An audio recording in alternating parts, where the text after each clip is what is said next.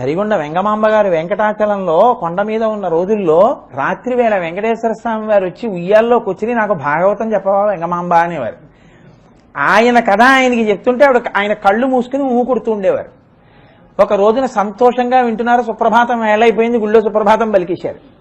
అయ్యో ఇక్కడ ఉండిపోయానని చెప్పి ఆయన గబగబా లేచి వెళ్ళిపోతున్నారు. కథ చెప్తుంటే వెళ్ళిపోతామని ఆవిడ పంచి పట్టుకుంది. ఆ పంచి చిరిగిపోయిందని వెళ్ళిపోయారు. తీరా తలుపులు తెరిచి చూసేసరికి చిరిగిపోయిన పంచెతో ఉన్నారు స్వామి. ఇదేమిటి పంచె లేదని అందరూ కంగారు పడిపోయారు. ఎక్కడుంటుంది? పరమస్వతంత్రురాలు వెంగమాంబ గారే, ఆవిడింట్లోనే ఉంటుందని వెళ్ళారు. అమ్మ వెంకటేశ్వర స్వామి వారి పంచముక్క ఏమైనా ఉందా మీ ఇంట్లో అన్నారు. నిన్న రాత్రి కథ చెప్తుంటే మధ్యలో పారిపోయాడు, పట్టుకుంటే పంచి చిరిగిపోయింది, అదిగో దేవుడు ఊట్లో పెట్టాను పట్టుకోండి అన్నాడు. భక్తులైన వారికి అంత సులభుడైన. కాబట్టి ఇప్పుడు అయ్యో పాపం అమ్మ కష్టపడిపోతోందని దొరికిపోయాడు. ఆవిడ గూడబారి పట్టుకొని వెరపుచ్చు వేలిలా చూపించింది. చిన్ని వెన్న దొంగ చిక్కెననుచు కొట్ట చేతులాడక పూబోడి కరుణతోడబాలు కట్టదలచి. ఇంకా అదృష్టం ఏంటంటే ఆవిడికి కొట్టబుద్ధి లేదు. అయ్యో పిల్లాడు బొత్తిగా కొట్టేయడం అని కట్టేస్తాననుకుంది ఆవిడ. కట్టేస్తానని ఇక్కడ వచ్చింది ఎందుకు శంకరాచార్యులు వారు వేస్తున్నది. ఇప్పుడు ఆవిడ కట్టేయాలంటే ఏం చేయాలి? ఓ తాడు పెట్టి కట్టాలి. అక్కడ ఏమిటి ఉంటాయి తాళ్ళు? ఆ చల్ల చేసిన తర్వాత ఆ కవ్వానికి కడితే నలిగిపోయినటువంటి తాళ్ళన్నీ ఓ పక్కన పడేస్తారు. ఇలా వదిలేసి తాడు కోసం వెళ్ళిందనుకొని వెళ్ళిపోతాడు. అందుకని ఓ చేత్తో పిల్లాడిని అట్టుకోవాలి, ఓ చేత్తో తాడట్టుకొస్తూ ఉండాలి. ఆవిడ వెడుతోంది, తాడట్టుకొస్తోంది. ఒక్కొక్క తాడు పట్టుకొచ్చి ముడి వేస్తోంది, కడుపు చుట్టూ తిప్పుతోంది, సరిపోదు.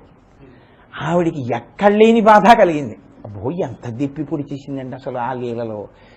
ఆవిడికి కోపం వచ్చి ఉడుకుమోత్తనం అంటారు చూసారా పిల్లల మీద, అంటే అప్రయోజకుడైపోతున్నాడన్నప్పుడు తల్లికి వచ్చేస్తుంది బాధ. అటువంటి బాధ వచ్చింది. బాధ ఏమిటి అసలు? మొగుడు కొట్టాడని కాదు, తోడికోడలు తెప్పిందనని గోడ మీదంతా గోపకాంతాలు నించున్నారు. కడతానందిగా ఏం చేస్తుందో చూద్దాం. దామోదర గుణమందిర సుందరవదనారవింద గోవింద అని పిలిచారు ఆయన. ఆయన ఏదైనా పిలిస్తే ఏదో యతీప్రాస సరిపోయి ఛందోబద్ధంగా ఉండడానికి బాగుందని ఆ 1000 నామాల్లోంచి ఏదో నామాన్ని తీసి అక్కడ పెట్టేసి ఆ నామంతో పిలవడం ఉండదు. నేను మీకు తరచూ మనవి చేస్తూ వస్తున్నాను. శంకర భగవత్పాదుల సాహిత్యానికి ఉన్న గొప్పతనం ఎక్కడుంటుందంటే, మీరు ఒక్క మాట తీసి ఇంకొక మాట అక్కడ పెడదామంటే కుదరదు. ఆయన ఒక మాట పక్కన ఇంకొక మాట పెట్టారంటే ఖచ్చితంగా అందులో ఏదో రహస్యం ఉంటుంది. నిన్న మీకు నేను చూపించాను, ఉద్ధృత నగ నగబిదనుజ, ఈ రెండిటికి సంబంధం ఉంది.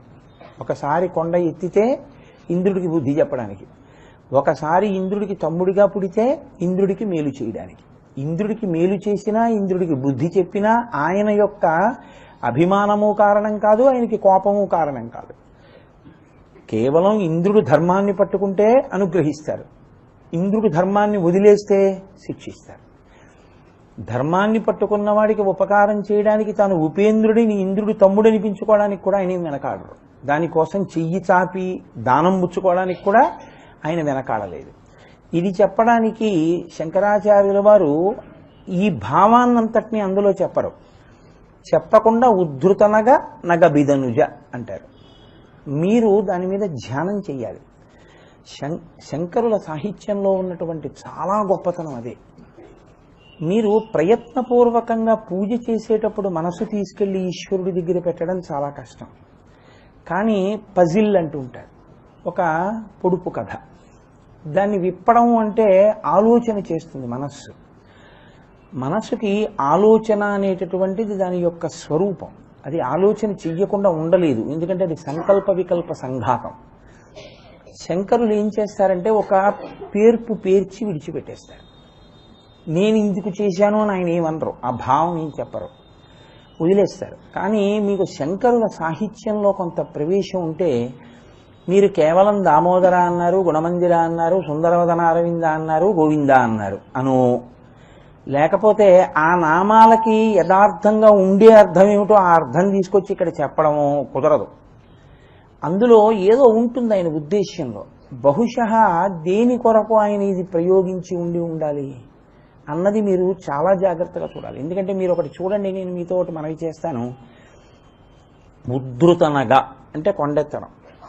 కొండెత్తడం అంటే గోవర్ధనోద్ధరణము అని మీకు చెప్పారు. 2 మాటలు కొండెత్తాడు కృష్ణావతారంలో, లేదా విష్ణువుగా ఆయన 2 మాటలు కొండనెత్తాడు. ఒకటి మందర పర్వతాన్ని ఎత్తి క్షీరసాగర మథన సమయమునందు సముద్రంలో ఉంచాడు. 2వ పర్యాయం గోవర్ధనోద్ధరణంలో ఆ కొండని పైకెత్తి గోపాల బాలుల్ని, ఆవుల్ని, దూడల్ని, గోపకాంతల్ని రక్షించారు ఇంద్రుడు వర్షం కురిపిస్తే. ఉద్ధృతనగా అంటే గోవిందాయేగా, అప్పుడేగా గోవిందా వచ్చింది. శంకరులంతటి మహాపురుషులు ఆయనకి ఏమీ నామాలే దొరకనట్టు, విష్ణు సహస్రంలో ఇవి తప్ప నామాలు లేనట్టు, ఆయన మళ్ళీ ఉద్ధృతనగా అంటే ఏ గోవిందా ఉందో అదే గోవిందాని మళ్ళీ తీసుకొచ్చి ప్రకటనంగా స్పష్టంగా మళ్ళీ ఇంకోసారి గోవిందా అంటారు ఆయన. అంటే తప్పని నా ఉద్దేశ్యం కాదు, కానీ శంకరాచార్యుల వారి సాహిత్యం అంటే అద్భుతమైన సాహిత్యం అని పేరు. అటువంటి వారు కేవలం మళ్ళీ దాన్ని అంటారా అనే అవకాశం ఉండదు. అలా అవకాశం లేదు కాబట్టి ఆయన ఏ ఉద్దేశ్యంతో అక్కడ గోవిందా అని అంటుంటారు. దాన్ని మీరు ఆలోచించారనుకోండి, ఈ ఆలోచనని తపస్సుగా మారుస్తారు శంకరాచార్యుల వారు. ఆయనకున్న గొప్పతనం అక్కడుంది జగద్గురువుగా.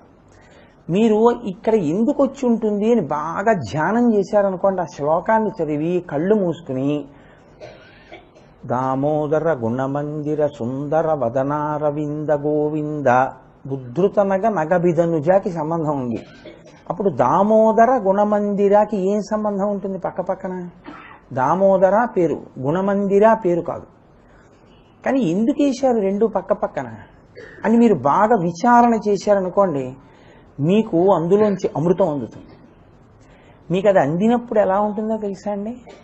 మీరు కళ్ళు మూసుకుని ఏకాంతంలో దాని మీద ధ్యానం చేసి చేసి చేసి చేసి అది మీకు ద్యోతకం అవ్వగానే మీరు ఒక్కసారి ఆనందంతో మీకేదో ఒక పెద్ద ప్రమోషన్ వచ్చేసినట్లు, మీకు 1 కోటి రూపాయలు కలిసి వచ్చేసినట్టు, మీకు కొడుకు పుట్టేసినట్టు, మీ కూతురికి పెళ్లి సెటిల్ అయిపోతే ఎంత ఆనందంగా ఉంటారో అంత ఆనందం వచ్చేస్తారు. ఇది ఉద్భుతం చేస్తారు ఆయన. అంటే ఇక్కడే ఉన్నటువంటి ఆనందాన్ని ఉద్భుతం చేస్తారు. మామూలుగా ఈ స్తోత్రం చదవండి ఈశ్వరుడి దగ్గర నేను అన్నాను అనుకోండి, నోటికి వచ్చేసిన తర్వాత మీరు ఏం చేస్తారంటే అవినయ అపనయ విష్ణు దమయ మనః శమయ విషయ మృగతృష్ణాం భూతదయాం విస్తారయ తారయ సంసార సాగరతః అంటారు. లేదా నేను చెప్పేశాను అనుకోండి, మీరు ఆ కోణంలో ఆలోచించేస్తారు. మీ అంతా మీరు ఆలోచించండి అన్నాను అనుకోండి, మీకు నిన్న నేను ఒక ఉదాహరణ చెప్పాక ఉద్ధృత నగకి నగబిధనుజకి సంబంధం ఉందన్నాను. అలా దామోదరకి గుణమందిరకి కూడా ఏదో సంబంధం ఉంది. పైన ఉద్ధృత నగ గోవిందా కాబట్టి ఇప్పుడు మళ్ళీ అదే అర్థం కోసం కింద గోవిందా అని అనరు. ఏదో ఉంది దాంట్లో రహస్యం, మీరు ఆలోచించండి అన్నాను అనుకోండి. నేనేదో మళ్ళీ ఓ 3 నెలలు పోయాకో 6 నెలలు పోయాకో ఎక్కడో హైదరాబాద్లో ఏదో పని మీద వస్తే అప్పుడు చెప్తురు కానీ మీరు అన్నాను అనుకోండి. మీరు ఇన్నాళ్ళు తపస్సే చేయాలా? ఎప్పుడైనా ఫలించవచ్చు. లేదా ఈ 6 నెలల్లో అసలు తెలియకపోవచ్చు కూడా, తపస్సిద్ధి కలగకపోవచ్చు. కానీ మీరు ఆలోచించింది మాత్రం ఎక్కడికి పోదు, ఆ తపస్సుకి ఫలితం ఉంటుంది. ఇది శంకర భగవత్పాదుల యొక్క గొప్పతనం సాహిత్యాన్ని తయారు చేయడంలో. అందుకే వారు జగద్గురువులయ్యారు. వారు ఏం చేసినా మన్ని ఈశ్వరుడి పాదముల దగ్గరికి ఈడుస్తారు, ఆ మనసుని కట్టి లాగుతారు. ఆయన సాహిత్యంలో మీరు లోపలికి అది పరిశీలనం చేయాలి. కాబట్టి ఇప్పుడు ఆయన ప్రారంభం చేస్తూ దామోదర అని పిలిచారు. దామోదర చాలా ప్రఖ్యాతమైనటువంటి నామం. కొన్ని నామాలు బ్రహ్మచారుల యందు ప్రఖ్యాతి వహించి ఉంటాయి. బ్రహ్మచారి తప్పకుండా నామాన్ని ఏదో చెప్పుకుంటూ ఉండవలసిన అవసరం ఉంటుంది. ఒక్కొక్క నామం గృహస్థుకు బాగా పనికొస్తుంది, ఒక్కొక్క నామం సన్యాసికి బాగా పనికొస్తుంది, ఒక్కొక్క నామం బ్రహ్మచారి కాదు, గృహస్థు కాదు, సన్యాసి కాదు, ఎవరికైనా అవసరం. దామోదర నామం మీరు తప్పించుకోలేని నామం జీవితంలో. ఎందుకో తెలుసా అండి? విష్ణువుకి ఉన్నటువంటి ఎన్నో పేర్లలో, అంటే సహస్రం కదండి అని మీరు అనొచ్చు, సహస్రము అంటే అనంతము అని. ఎన్ని నామాలు ఉన్నాయో ఆయనకి, అందులోంచి చాలా ప్రధానమైనటువంటి 12 నామములను ఏరారు. ఈ 12 నామాల్లో మళ్ళీ 3 నామాలకి చాలా పెద్ద స్థాయి ఇచ్చారు. ఆ 3 ఎందుకు ఆ 3ంటితో ఆచమనం చేస్తామో కూడా నేను మీకు చెప్పాను ఒకరోజు. ఓం కేశవాయ స్వాహ, ఓం నారాయణాయ స్వాహ, ఓం మాధవాయ స్వాహ. ఈ 3 స్వాహాకారంతో ఆచమనానికి తీసుకుంటాం. అంటే వీటి స్థాయి ఇంకొంచెం పెద్దది. ఇప్పుడు తర్వాత ఏమనాలి? గోవింద, విష్ణు, మధుసూదన, త్రివిక్రమ, వామన, ఇలా నామాలు చెప్పుకుంటూ వెళ్ళేటప్పుడు 12 నామాల్లో దామోదర అది చాలా ప్రఖ్యాతి వహించిన నామం. ఈ నామానికి ఉన్న గొప్పతనం ఏమిటంటే ఇది బ్రహ్మచారి విని తీరాలి, గృహస్థు విని తీరాలి, సన్యాసి మననం చేసి తీరాలి. ఎవ్వరు ఏ ఆశ్రమంలో ఉన్నవాళ్ళు కూడా ఈ లీల నుండి తప్పుకోవడం కానీ, ఈ లీలని మననం చెయ్యకుండా ఉండడం కానీ, ఈ లీల వినకుండా ఉండడం కానీ జీవితంలో చేయకూడదు. అందుకే అసలు నిజానికి అది నామవాచకం కాదు, యథార్థంగా ఒక పేరుగా చెప్పేది కాదు. భగవంతుని నామములు గౌణములు అని మీరు గుర్తించవలసి ఉంటుంది. గౌణములు అంటే ఆయన యందు ఒక్కొక్క నాడు ఒక్కొక్క గుణం ప్రకాశిస్తే అది నామంగా మారింది. ఒకానొకప్పుడు భగవంతుడు ఒక అత్యద్భుతమైన లీల చేశాడు. ఆ లీల విన్న వాళ్ళకే కర్మపాశాలు పోతాయన్నారు, కర్మపాశములు తెగిపోతాయన్నారు. ఏమా నామం? దామోదర. దామోదర అంటే అర్థం ఏంటి? దామము అంటే తాడు, ఉదరము అంటే కడుపు. కడుపు మీద తాడున్నవాణ్ణి లేదా తాటి చేత కడుపు కట్టబడిన వాణ్ణి దామోదరుడు అంటాడు. అదేం పెద్ద విశేషం అండి. కడుపు కట్టబడకపోవడం అమంగళకరం. కడుపు కట్టబడకుండా ఉండదు. ప్రత్యేకించి పురుషుడికి శిశువుగా ఉన్న నాటి నుంచి సన్యాసాశ్రమ స్వీకారమనందు తప్ప చిట్ట చివర శరీరం విడిచిపెట్టేసేటంతటి వరకు కడుపు చుట్టూ తాడు ఉంటుంది. మొలత్రాడు అంటాం కదా మనం, అది ఉండి తీరుతుంది. కృష్ణుడు కూడా గోపాల బాలులలో ఒకటిగా పుట్టాడు. పుట్టినప్పుడు ఆయన మొల చుట్టూ తాడు పెట్టడం పెద్ద కష్టమా? అదేం పెద్ద విశేషమేం కాదు. అమ్మ మొలతాడు కట్టదేమిటి? కానీ అలా కానీ తాడు కడితే అదొక నామం అయింది. ఎందుకయింది అంటే శంకరులు ఇక్కడ ఒక గహనమైన విషయాన్ని చెప్తున్నారు. దామము అంటే తాడు, ఉదరము అంటే కడుపు. దామము చేత కట్టబడిన ఉదరమున్నవాడు కాబట్టి దామోదరుడు కాదు.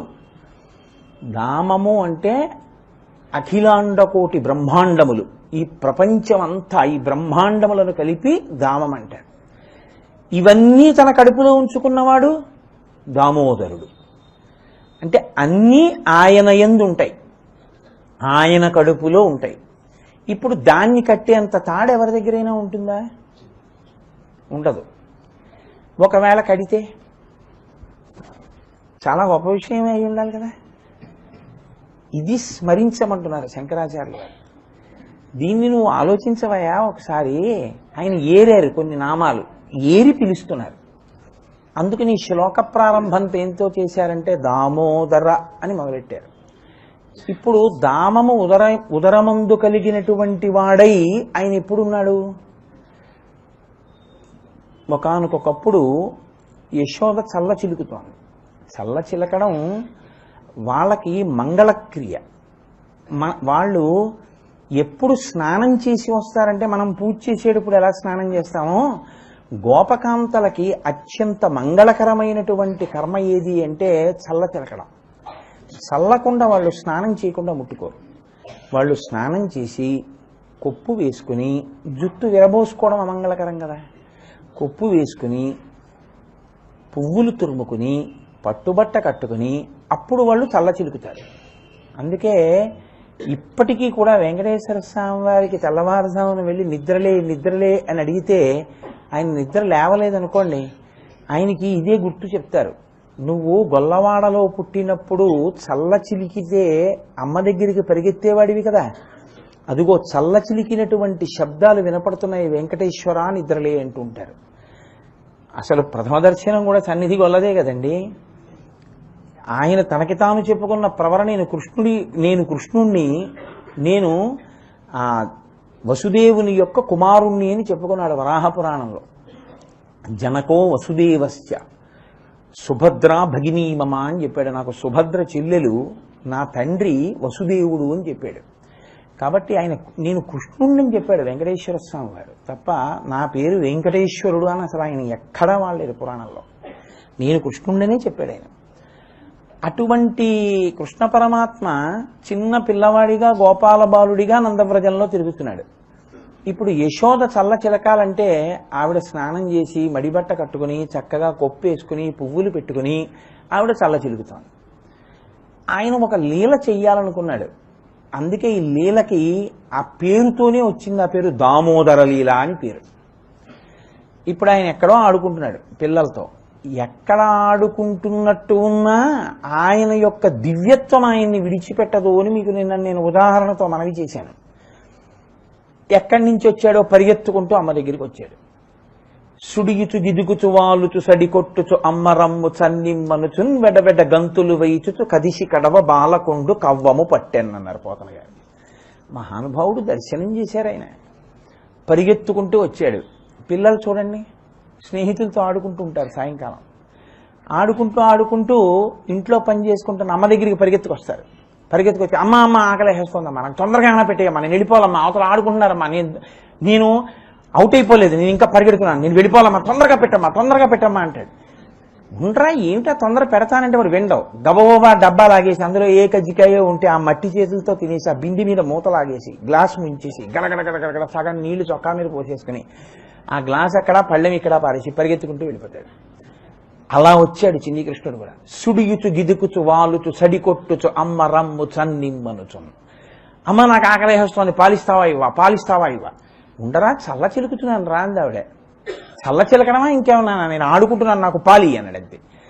సడికొట్టుచు అమ్మరమ్ము చన్నిమ్మనుచున్ వెడవెడ గంతులు వేయిచుచు కదిసి కడవ బాలకొండు కవ్వము పట్టాను.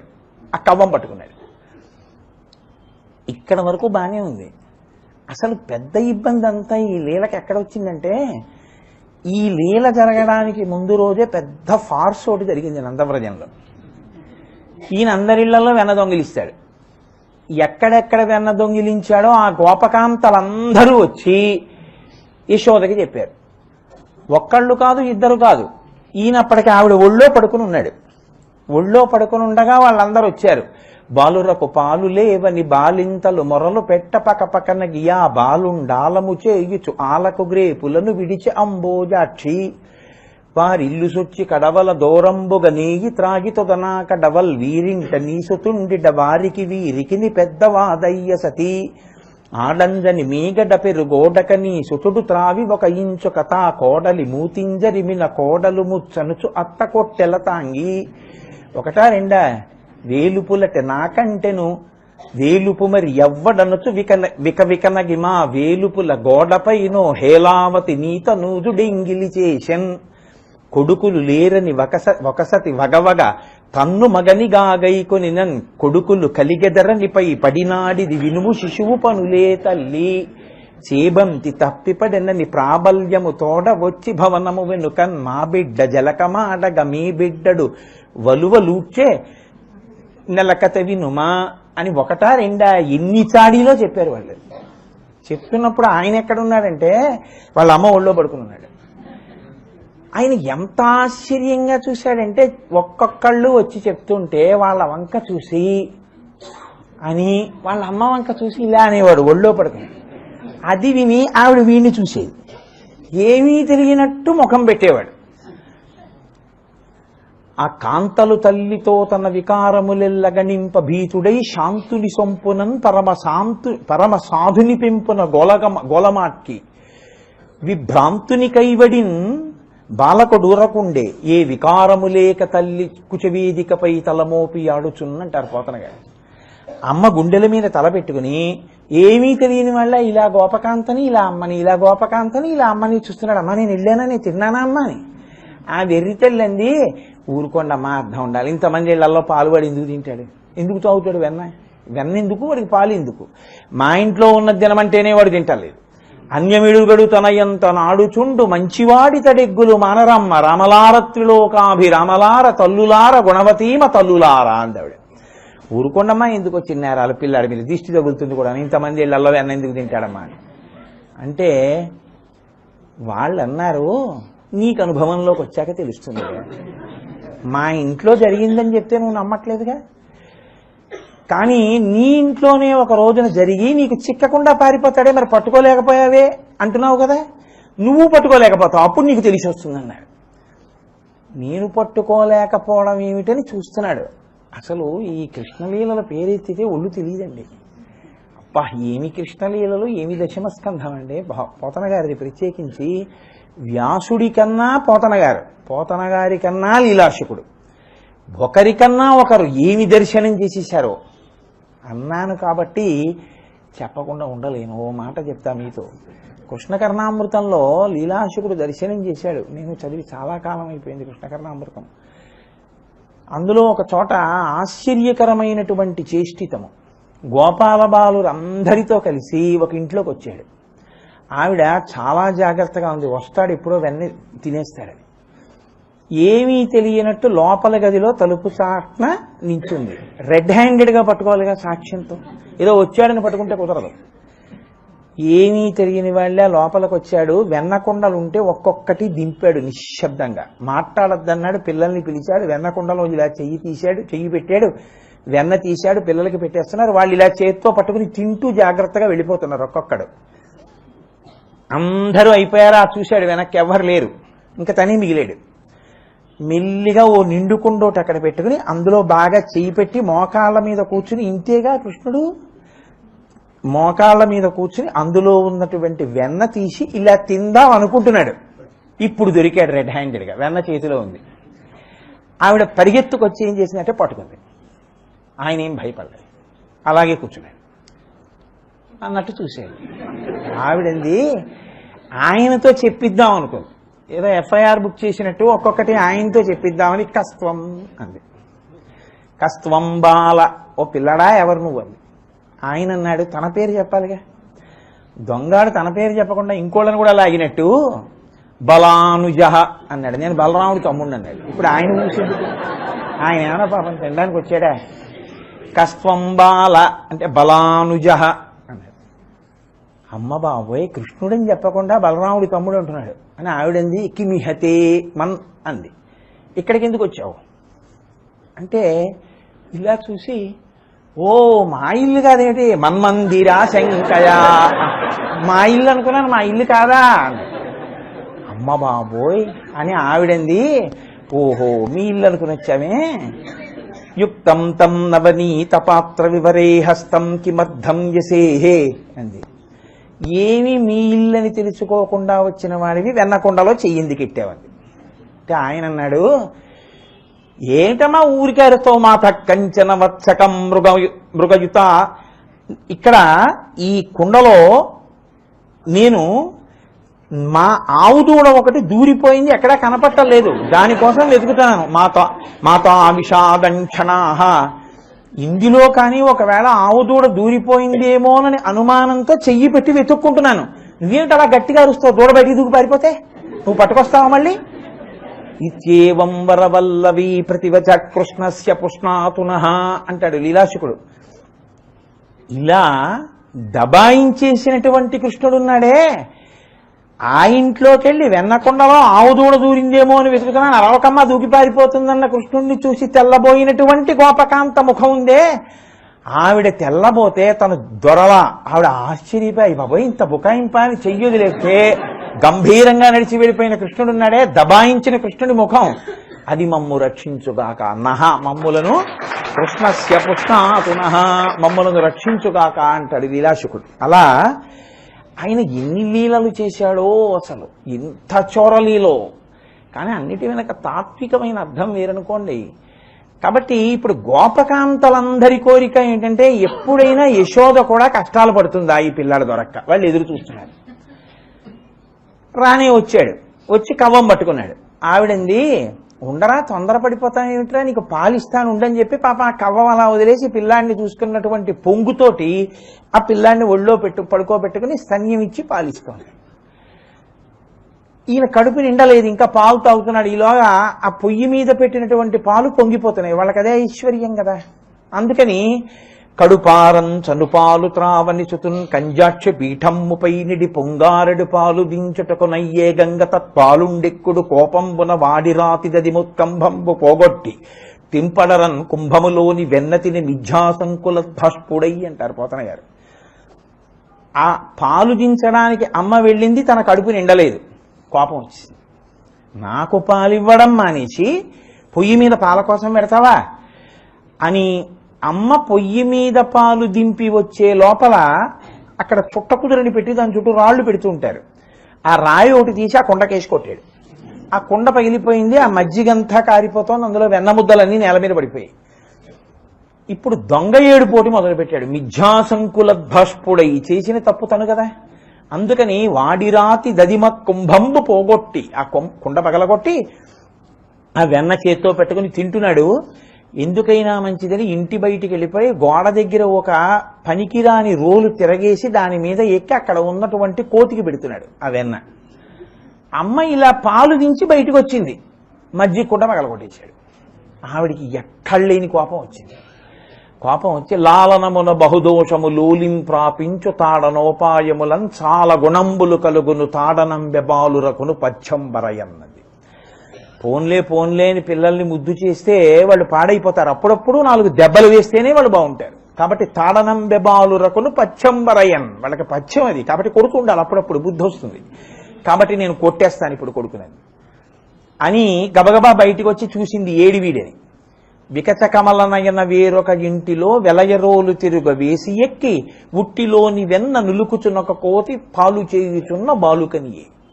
ఓ రోలు తిరగేసి దాని మీద ఎక్కి నిలబడి ఆ గోడ మీద ఉన్న కోతికి వెన్న పెట్టేస్తున్నటువంటి చిన్ని కృష్ణుడు కనబడ్డాడు. ఆవిడ పట్టుకుని కొడదామని వెనకాల బయలుదేరింది. దొరుకుతాడండి పిల్లాడంత గబుక్కుని. స్తంభాదికంబులు తనకు వడ్డంబైన అట్టట్టునను పట్టు వనివీని ఈ తప్పు సైరింపు ఇంక దొంగిలబోదు నీనని ముని ముట్ట నిచ్చువాని కాటుక నిరయంగా కన్నులు నిలుముచు వెడల కన్నీటితో వగచువాని ఏ దశ వచ్చునో ఇదియని పలుమార్లు సురుగుచు క్రీగంట చూచువాని గూడబారి పట్టుకొని వెరపుతు చిన్ని వెన్న దొంగ చిక్కినను కొట్ట చేతులాడక పూబోడి కరుణతోడ బాలు కట్టదలచే అన్నారు. ఆవిడ వెనకాతల పరిగెడుతోంది, ముందు చిన్ని కృష్ణుడు పరిగెడుతున్నాడు. ఆ ఇల్లంతా నర్తనశాల, బోల్డ్ అన్ని స్తంభాలు, ఆ స్తంభాల చాటున దాక్కుంటున్నాడు, కళ్ళు నులిమేసుకుంటున్నాడు. ఆ పెట్టిన కాటుకంతా చేతులు కంటుకుపోయింది, ఇక్కడ వరకు కాటిక. అసలే నల్లటి పిల్లాడు. అమ్మ ఇటెడితే అటెడతాడు, అటెడితే ఇటెడతాడు. స్తంభాదికంబులు తనకు వడ్డంబైన అట్టట్టునని పట్టు అనివీని. అమ్మ ఇంకెప్పుడు దొంగతనం చేయనమ్మా, ఇంకెప్పుడు వెన్న తిన్నమ్మా, నన్ను వదిలేయమ్మా అంటున్నాడు. దొరకడు, పరిగెడుతున్నాడు. పాపం ఈ తల్లి అలా పరిగెడుతూనే ఉంది, ఎంతకీ దొరకడు. ఆఖరికి దొరికిపోయాడు.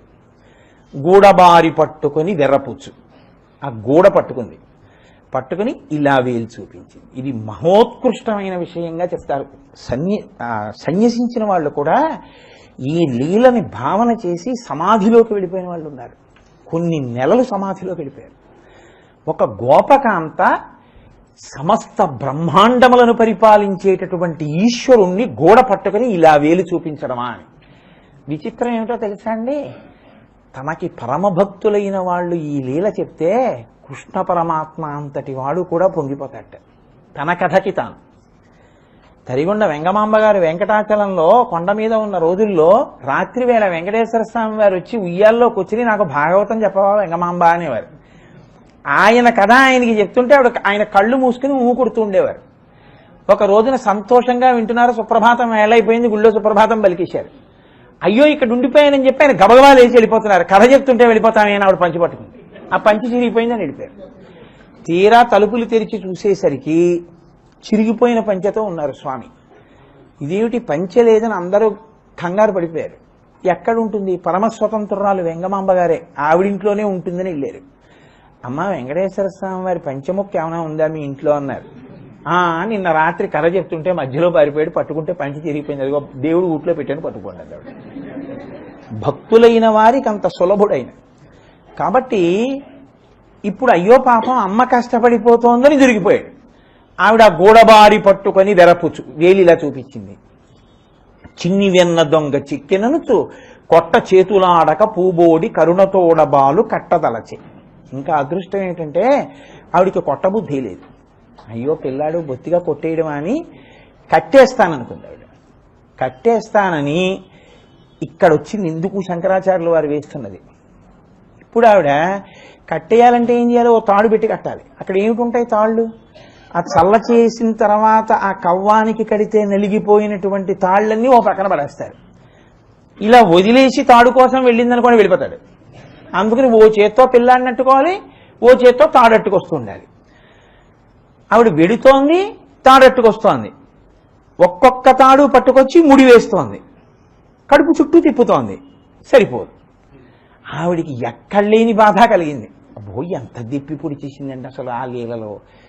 ఆవిడికి కోపం వచ్చి ఉడుకుమోత్తనం అంటారు చూసారా పిల్లల మీద, అంటే అప్రయోజకుడైపోతున్నాడన్నప్పుడు తల్లికి వచ్చేస్తుంది బాధ, అటువంటి బాధ వచ్చింది. బాధ ఏమిటి అసలు?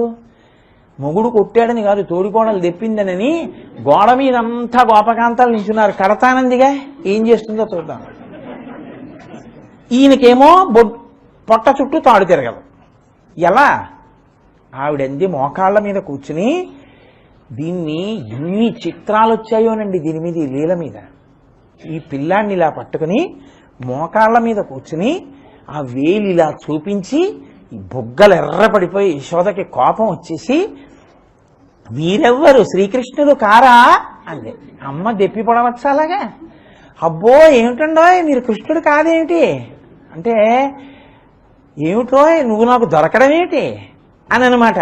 ఎన్నడును వెన్న తినరట, చోరత్వం మించుకయును నేరరట, ధరిత్రిరెట్టిని ఎతులు కలరే.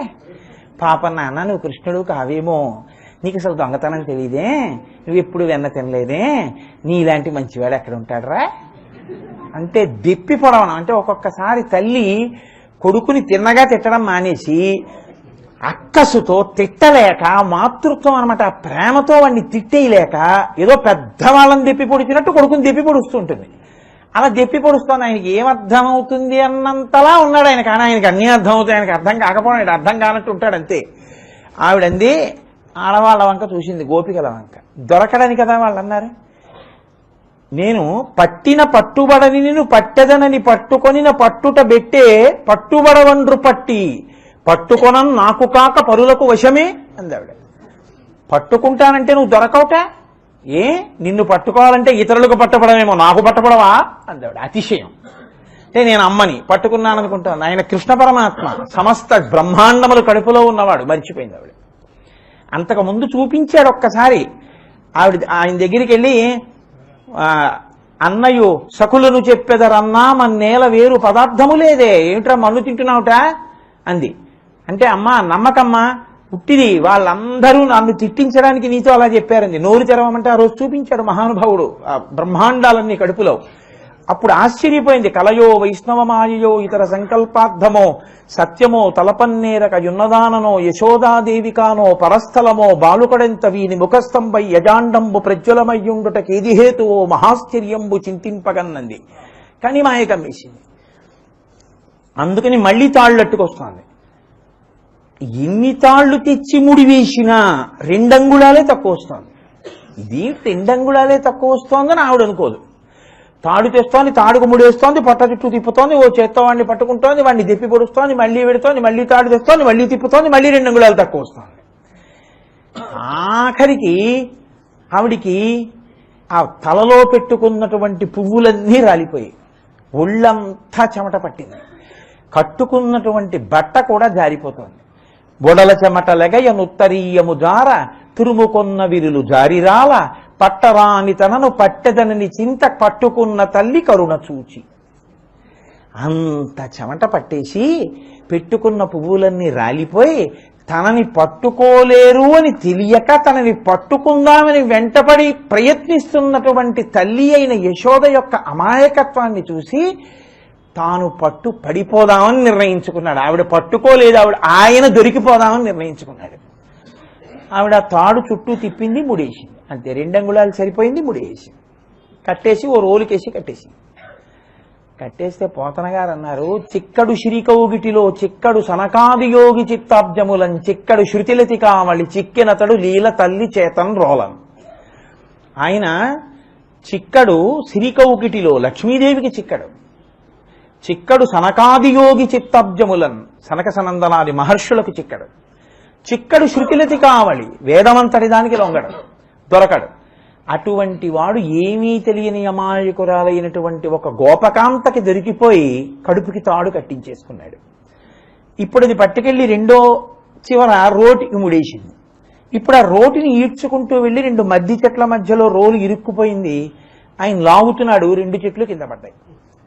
ఈ లాగడంలో ఏమైందంటే ఆ తాడు బాగా ఉరుసుకుపోయింది. ఉరుసుకుపోతే మచ్చలేనటువంటి పరమేశ్వరుడి యొక్క శరీరం మీద మొలతాడు ఉరుసుకుని గట్టిగా నల్లటి మచ్చ పడిపోయింది. ఈశ్వరుడికి మచ్చ పడింది అని ధ్యానంలో దాన్ని దర్శనం చేసి ఆయన నడువుకి నలిగినటువంటి విధానాన్ని దర్శనం చేసినటువంటి మహాపురుషులు కొంతమంది కొన్ని నెలలు సమాధిలోకి వెళ్ళిపోయారు ఈ లీలని భావన చేసి. దీన్ని ఉలూకల బంధన వృత్తాంతము లేకపోతే దామోదర లీల అంటారు. అమ్మ కడుపుకి తాడు కట్టినటువంటి కార్తీక మాసంలో ఈయన్ని కానీ త్రయంబక స్వరూపాన్ని కానీ దీపం మీదకి ఆవాహన చేస్తారు. మొన్న మీతో నేను మనవి చేశానుగా, కీటా పతంగా మశకాశ్చ వృక్షా జలే స్థలే ఏ నివసంతి జీవా దృష్ట్వా ప్రదీపం నచ జన్మ భాగినః. ఈ దీపం మీదకి ఆవాహన చెయ్యబడ్డాడు కాబట్టి ఈ దీపపు కాంతి ఎవరి మీద పడుతోందో వాళ్ళ పాపములు పోయి మోక్షాన్ని పొందుతున్నారని కార్తీక దీపం పెడతారు. కాబట్టి ఇప్పుడు దీన్ని దామోదర లీల, కృష్ణుడు కట్టబడినటువంటి లీల. శంకరాచార్యులు వారు ఈ పేరు చెప్పారు. ఏమి అన్ని లీలలు ఉన్నాయి కృష్ణుడికి, వదిలేసి ఇది ఒకటే చెప్పడమే అంటే దామోదర అని మొదలు పెట్టడానికి కారణం ఏమిటంటే సమస్త బ్రహ్మాండములు తన కడుపులో ఉన్న ఒక అమాయకురాలైనటువంటి గోపకాంత చిన్ని కృష్ణుణ్ణి పట్టుకుని కట్టేద్దామని ఎంత ప్రయత్నించినా 2 అంగుళాలు తక్కువ వచ్చింది. ఆ 2 అంగుళాలని 2 రకాలుగా చెప్తారు పెద్దలు. నేను కట్టగలను, నేను కట్టబడను, 2 అంగుళాలు తక్కువ. ఆవిడంటోంది నేను కట్టగలను, ఆయన నేను కట్టబడను. ఆవిడ ప్రయత్నం ఆపేసిందా? ప్రయత్నం ఆపేయలేదు. ఎందుకు చేస్తోందో తెలియదు. 2 అంగుళాలు ఏంటి, ఎన్ని తాళ్లు కట్టినా తక్కువ అవుతోంది అని ఆలోచించకుండా ప్రయత్నం చేసింది. నా ఎందు పూనికొన్నది నేను దొరికిపోతాను, దొరికిపోయింది. ఆ 2 అంగుళాలు తక్కువ. ఎందుకంటే ఎంత పూజ చేసినా ఎంత ఆరాధన చేసినా ఈశ్వరుడు దొరకకపోవడానికి కారణం నేను నాది. అహంకార మమకారములున్నంత కాలం ఆయన మీకు దొరకడు, కట్టుబడ్డం. అహంకార మమకారములు విడిచిపెడితే నేను నాది తీసి వాడు వాడిది అంతే, దొరికిపోతాడు. దామోదర శంకరాచార్యులు వారు ఈ నామాన్ని స్మరించడానికి కారణం ఏంటంటే కేవలం నోటితో ప్రార్థన చేసి నువ్వు దొరికిపోతాడనుకోకు. నేను నాది వదిలిపెట్టడం నేర్చుకో. నేను అన్న దగ్గర వాడు అంటుండు, నాది వాడిది. ఏదైనా సరే నువ్వు పొందినటువంటి అదృష్టం ఏమున్నదో, నువ్వు పొందినటువంటి భాగ్యం ఏమున్నదో దాని గురించి చెప్పేటప్పుడు ఇది వాడిది నాకు ఇచ్చాడు అనుకుంటుండు మనసులో, పైకనక్కర్లేదు. వాడు నన్ను అనుగ్రహించాడు అందుకని ఇలా ఉన్నాను. నాలో ఉన్న నేను కాదు, వాడు. వాడు వాడిది, నేను నాది. ఈ రెండిటికి ప్రత్యామ్నాయంగా తీసుకొస్తే వాడు దొరుకుతాడు. మీరు భగవంతుణ్ణి పొందడానికి భక్తి మార్గంలో అవలంబించవలసినటువంటి ప్రధాన సూత్రాన్ని జ్ఞాపకం ఉంచుకోవడానికి శంకర భగవత్పాదులు దామోదర అంటూ మొదలెట్టారు. పక్కన గుణమందిర అంటారు. నేను మీతో మనవి చేశా, ఏదో దామోదర పక్కన గుణమందిర అంటే బాగుంది, అక్కడ దామోదరాలో రా ఉంది, ఇక్కడ గుణమందిరాలో మళ్ళీ రకారం వచ్చి ఇదేదో అందంగా ఉందని ఓ వెర్రి కవిత్వం కింద ఆయన రాయరు. ఆయన ఏదైనా అన్నారు అంటే 2 మాటలకి ఓ సంబంధం ఉంటుంది. ఇప్పుడు ఆయన గుణమందిర అన్నారు. గుణమందిర అంటే మందిర అంటే ఆవాసమైన వాడు, నివాసమైన వాడు. గుణమందిర అనేకమైనటువంటి గుణములున్నవాడు. అనేకమైన గుణములున్నవాడు అంటే దుర్గుణములు సుగుణములు కూడా ఉంటాయి. అనేకమైన గుణములు అంటే దుర్గుణములు కూడా ఉన్నాయని కాదు, కేవల కళ్యాణ గుణములు ఉన్నవాడు అని ఒక అర్థం. కానీ ఇక్కడ పెద్ద పేచీ ఎక్కడ వస్తుందంటే శంకరాచార్యుల వారు అద్వైతం చెప్పారు కాబట్టి నిర్గుణ స్వరూపాన్ని ఉపాసన చేస్తారు. నిర్గుణం అంటే మీలోకి మీరు వెళ్ళిపోయిన తర్వాత మీరు ఆ పదార్థంగా అంటే ఆత్మస్వరూపంగా మిగిలిపోయినటువంటి స్థితిలో ఇంకా ఏ విధమైన కదలిక ఉండదు, ఏ విధమైన కోరిక ఉండదు, ఆత్మ చైతన్యంగా అలా ఉండిపోతారు. అది అర్థమయ్యేటట్టు చెప్పడానికి ఉన్న ఒకే ఒక ఉపమానం ఏమిటంటే అలలతో ఉన్నటువంటి నదిలో అలలన్నీ ఆగిపోయాయి అనుకోండి, అద్దంలా అయిపోయింది అనుకోండి. ఇప్పుడు అది ఎలా ఉంటుందో, నిర్గుణ స్వరూపంలో ఈశ్వరుడికి ఏ గుణము ఏ రూపము లేకుండా కేవలముగా ఒక చైతన్యంగా, ఒక తెలుసుకునేటటువంటి స్ఫురత్తుగా మీలో మీరు మిమ్మల్ని తెలుసుకుని నిలబడిపోయిన స్థితిలో ఆత్మని తెలుసుకుని అనుభవంలోకి వచ్చినప్పుడు అది నిర్గుణ స్వరూపం. దానికి గుణములేం ఉండవు. ఇంకా ఆయన సుందరుడు, ఆయన అందగాడు, ఆయన దయగలిగిన వాడు, ఇవేం ఉండవి.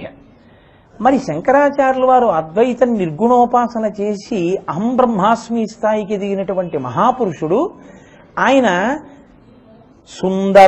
ఆయన ఆ మాట చెప్తూ దామోదర గుణమందిర అనేకమైనటువంటి గుణములు కలిగిన వాడా అని ఎలా కీర్తించారు అంటే, మీరు కొంచెం జాగ్రత్తగా అర్థం చేసుకుంటే అనేకమైన గుణాలు ఉండడమే, ఏ గుణాలు లేకపోవడం. ఎలా అంటారేమో, ఈయనకి ఇది ఒక్కటి, ఈ ఒక్క మంచి గుణం ఉందండి అన్నాను అనుకోండి, అప్పుడు ఓ గుణం ఉన్నట్టు. ఈ రెండు మంచి గుణాలండి అన్నాను అనుకోండి, 2 గుణాలు మంచి గుణాలు ఉన్నట్టు. 3 గుణాలు ఉన్నాయి మంచి గుణాలండి అన్నాను అనుకోండి, అబ్బో ఎన్ని గుణాలో అన్నాను అనుకోండి, అసలు ఆయనకి ఏ గుణం లేనట్టు. అదేమిటండి అంటారేమో. మీరు విబ్జిఆర్ అని వినుంటారు. విబ్జిఆర్ అంటే 7 రంగులు. ఇప్పుడు ఈ 7 రంగులు బోలెడు రంగులు, ఉన్న రంగులన్నీ అవి. ఈ అన్ని రంగులు అబ్బా చాలా ఉన్నాయని ఇలా కలిపాను అనుకోండి, ఎన్నో అని కలిపితే ఏమవుతుంది? తెలిపైపోతుంది, ఏమీ లేకపోవడం అవుతుంది. చాలా ఉండడం, ఏమీ లేకపోవడం, అన్నీ కలిపి ఎందులో ఉన్నాయంటే లెక్కలేనప్పుడు అన్నీ కలిసి తెలుపులోనే ఉన్నాయి. లెక్కలేనన్ని తెలుపులోంచి వస్తాయి. అంటే తెలుపుగా ఉంటేనే చాలా ఉన్నట్టు, తెలుపుగా కాకుండా లెక్క కందితే 1, 2 ఉన్నట్టు. అన్నీ వెళ్ళిపోవాలంటే తెలుపులోనే ఉండాలి. అప్పుడు నిర్గుణం అసలు. అందులో రంగులు లేవు ఇప్పుడు, కానీ అందులోనే ఉన్నాయి రంగులన్నీ. మీరు పట్టుకున్నారో లేదో నేను చెప్పింది. అందుకే తెలుపు నలుపు రంగులు కావు. మనం అంటాం కానీ తెలుపు రంగు నలుపు రంగు అని. తెలుపుని నలుపుని రంగుల్లో చెప్పరు. ఎందుకు చెప్పరో తెలుసా అండి? తెలుపు తనలో ఉన్న వాటన్నింటినీ బయటికి వదిలేస్తే తెలుపు, అన్నిటినీ తనలోకి తీసుకుంటే నలుపు, అంతే. అందుకే black is the absorption of process of absorption, white is the process of reflection. అందుకే ఎండగా ఉంటే చల్లటి చేసుకోండి అంటారు. ఎందుకని అంటే లోపలికేం పుచ్చుకోదు, వదిలేస్తుంది. నలుపు అన్నిటినీ పుచ్చుకుంటుంది. పుచ్చుకోవడం వదలడం రంగులు కావు. మిగిలిన రంగుల్ని లోపలికి తీసేసుకుంటే నలుపు, మిగిలిన రంగుల్ని వదిలేస్తే తెలుపు. ఎన్నో ఉన్నాయి. ఎక్కడున్నాయి? తెలుపులో ఉన్నాయి. ఒక ఆకుపచ్చ అన్నాను అనుకోండి, నీలం ఉందా? లేదు. ఎరుపు ఉందా? లేదు. పసుపు ఉందా? లేదు. లేనివి కొన్ని లెక్కకు వస్తాయి. అన్నీ కలిసి ఉన్నాయంటే ఎందులో ఉన్నట్టు? తెలుపులోనే ఉండాలి. ఇంకా బయట ఏం లేవు, అన్నీ ఉన్నాయి. అంటే అన్ని గుణాలు ఉన్నాయంటే మీకు గుణములు అందడం కుదరదు, అన్నీ కలిసిపోయి ఉన్నాయి, నిర్గుణంగానే ఉన్నాయి, తెల్లగా. అందుకే ఆయన స్థాయి నుంచి కిందకి దిగకుండానే భక్తితో చెప్పేటప్పుడు అనేక గుణములు ఉన్నవాడని చెప్పాలి, నిర్గుణుడని చెప్పాలి. రెండిటిని ఏకకాలంలో సాధించుకోవాలంటే దామోదర గుణమందిర, దేనికి కట్టబడని వాడు, అన్ని బ్రహ్మాండములు తనలో ఉన్నవాడు, తాటి చేత కట్టబడినట్టు ఎన్ని గుణములున్నాయని నువ్వు అనుకుంటున్నావో అన్ని గుణములు ఉన్నా, ఏ గుణములు లేనివాడై ఉన్నాడు. అది దామోదరకి గుణమందిరకి సంబంధం. అందుకని పక్క పక్కన పెడతారు శంకరాచార్యులు వారు. ఇది మీరు పట్టుకుంటే ఒకటి ఈ కంటికి దొరుకుతుంది, ఇలా కట్టపడ్డాడు చిన్నపిల్లాడు కథ దొరుకుతుంది. ఒకటి కంటికి దొరికేది కాదు, మెదడుకి దొరుకుతుంది. ఓ ఈశ్వర తత్వం అంటే అలా ఉంటుంది. ఇన్ని గుణాలు చెప్తారు మీకు. ఇన్ని గుణాలని చెప్పడం కుదరదు. ఎన్ని కళ్యాణ గుణాలు లోకంలో ఉన్నాయని మీరు అనుకుంటున్నారో అన్ని కళ్యాణ గుణాలని కలిపేస్తే అది ఈశ్వరుడు. అందుకని గుణమందిర, గుణములన్నీ ఆయనే అయి ఉన్నాడు, గుణములన్నింటికీ మందిరమై ఉన్నాడు. ఇప్పుడు అన్ని రంగులు తెలుపులో ఉన్నట్టు అన్ని గుణాలు ఆయనలో ఉన్నాయి. తెలుపుగా ఉంటే ఏ రంగు లేకుండా నిర్గుణం అయి ఉన్నట్టు ఇప్పుడు కూడా అంతే. కాబట్టి ఇప్పుడు ఇన్ని గుణములు ఉండడం నిర్గుణంగా ఉండడమే. కాబట్టి దామోదర గుణమందిర సుందర వదనార వింద. ఇప్పుడు తర్వాత అంటున్నారు శంకరాచార్యులు వారు, సుందరమైనటువంటి వదనారవిందం ఉన్నవాడు అంటున్నారు. సుందరమైన వదనారవిందము ఆయనకు ఉందనా దాని గుర్తు ఏం పర్వాలేదండి. సుందర వదనారవింద అంటే ఆయన ముఖం అందమైంది కాదు, మీకు ఆయన ముఖం అందమైంది. మీరు పట్టుకున్నారో లేదో. ఇప్పుడు ఒక హీనోపమానం చెప్పాలనుకోండి, నా భార్య నాకు చాలా అందం, మీకు అందంగా అనిపించాలా? అసలు అవసరమేముంది? ఒకటే అవసరం లేదు. ఒకవేళ అనిపించలేదనుకోండి, ఏంటండి ఆవిడ ఆయన భార్య అన్నారనుకోండి, నష్టం ఏంటి? ఏమైనా నష్టం ఉందా దానివల్ల? నాకు అందంగా ఉన్నది మీకు అందంగా ఉండకపోవచ్చు, మీకు అందంగా ఉన్నది నాకు అందంగా ఉండకపోవచ్చు. నాకు పౌర్ణమి చంద్రుడిని చూస్తే అందంగా అనిపిస్తుంది, మీకు తాకట్టు పెట్టేసిన వెండి కంచం గుర్తొచ్చి బాధగా ఉంటుంది. అప్పుడు దానికి అందం ఉన్నట్ట, దానికి అందం లేనట్ట? నీ భావన ప్రతిఫలిస్తే అందం కదా. నీ మనసుకి నచ్చితే అందం. ఈశ్వరుడు యొక్క అందం అందరికీ నచ్చిందని మీరు అనుకోకండి. శూర్పణఖకి అసూయా కారణమై కూర్చుంది. అందరికీ ఈశ్వరుడు చాలా అందగాడని ఏమనిపించక్కర్లేదు. హిరణ్యకశిపాదులకి అందరికీ కూడా ఈశ్వరుడు యొక్క సౌందర్యం అర్థమైందా? అర్థం అవ్వదు. ఎవరికి అర్థం అవుతుంది? ఎప్పుడూ చూడాలి, ఎప్పుడూ చూడాలి, ఎప్పుడూ చూడాలని తాపత్రయపడేటటువంటి వాడికి అది సుందరవదనారవిందం. అంటే మీ మనసు అక్కడ పెట్టాలనేటటువంటి తాపత్రయం మీ యందు బాగా ద్యోతకమైతే, మీలో ఆ భక్తి ప్రబలితే కన్ను తెరుస్తూ ఆయన్ని చూడాలి. ఎక్కడికి వెళ్ళినా చూడండి, ఇష్టదేవతామూర్తి అని ఉంటారు మనకి. ఇష్టదేవతామూర్తిని ఇంట్లో పెట్టుకుంటాడు, పూజామందిరంలో పెట్టుకుంటాడు, పర్సులో పెట్టుకుంటాడు, ఆఫీసులో గ్లాస్ కింద పెట్టుకుంటాడు, ఆఖరికి తను చదువుకునేటటువంటి పుస్తకంలో పేజీలు తిప్పినప్పుడు ఎక్కడ వరకు చదివాడో అక్కడ పెట్టుకోవడానికి ఓ చిన్న ప్లాస్టిక్ కవర్లో పెట్టుకుంటాడు. ఎందుకు పెట్టుకుంటాడు అంటే ఎప్పుడు అలా కనపడుతుంటే ఎంతో సంతోషంగా ఉంటుంది. ఇప్పుడు అలా పక్కవాడు ఎందుకు పెట్టుకోలేదు అంటే వాడి మనసుకి అది అంత సౌందర్యం కాదు. నీ మనసుకి సౌందర్యం అయితే నువ్వు అదృష్టవంతుడవు. ఈశ్వరుడి విషయంలో సౌందర్యము అన్న మాటకు అర్థం ఏమిటో తెలుసా అండి? కేవలం అందంగా ఉండడం కాదు, మీరు రక్షకత్వమును అంగీకరించడం సౌందర్యం. మా అమ్మ చాలా సౌందర్యవతి అన్నాను అనుకోండి, మా అమ్మగారు అందంగా ఉంటారని కాదు దాని అర్థం. అమ్మ అంటే సౌందర్యం. ప్రపంచంలో భార్యకి సౌందర్యం అన్న మాట వేరు, సౌందర్యం అన్న మాట అమ్మకే వేస్తారు. అమ్మకి సౌందర్యం అని, అందుకే శంకరాచార్యుల వారు అమ్మవారి గురించి చెప్తే సౌందర్యలహరి అన్నారు. అంతేగాని ఎవరి భార్య గురించో చెప్పి సౌందర్యలహరం లేదు. సౌందర్యం అమ్మదే. అమ్మది సౌందర్యం అంటే ఏంటి?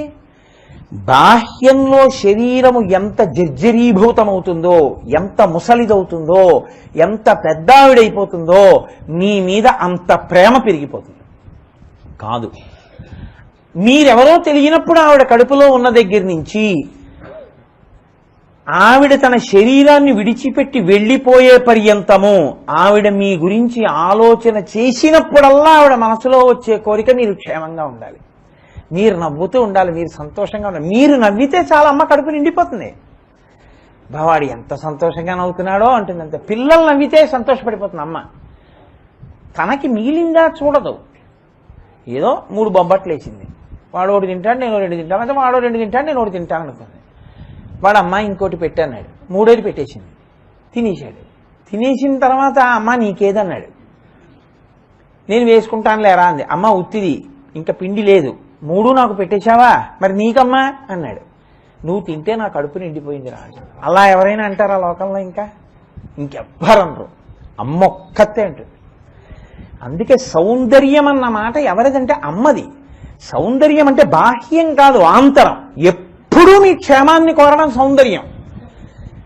ఎప్పుడూ మీ క్షేమాన్ని కోరేటటువంటిది, మీరు తన వంక చూడాలనేటటువంటి, తనని పోషించాలన్న కోరిక ఉండదు. తన దగ్గర మీరు ప్రీతిగా తింటే చాలా ఆవిడ పొంగిపోతుంది. అమ్మ లక్షణం ఏంటంటే, నాకు వీడు పెట్టాలని అమ్మ ఎప్పుడు అందో, నేను వాడికి పెడితే వాడు ఎప్పుడూ అలా తినాలంటాడు. వాడు చూడండి, 15వ ఏట గోంగూర పచ్చడి ఇష్టం, 20వ ఏట అమ్మవాడికి అదే పెడుతుంది.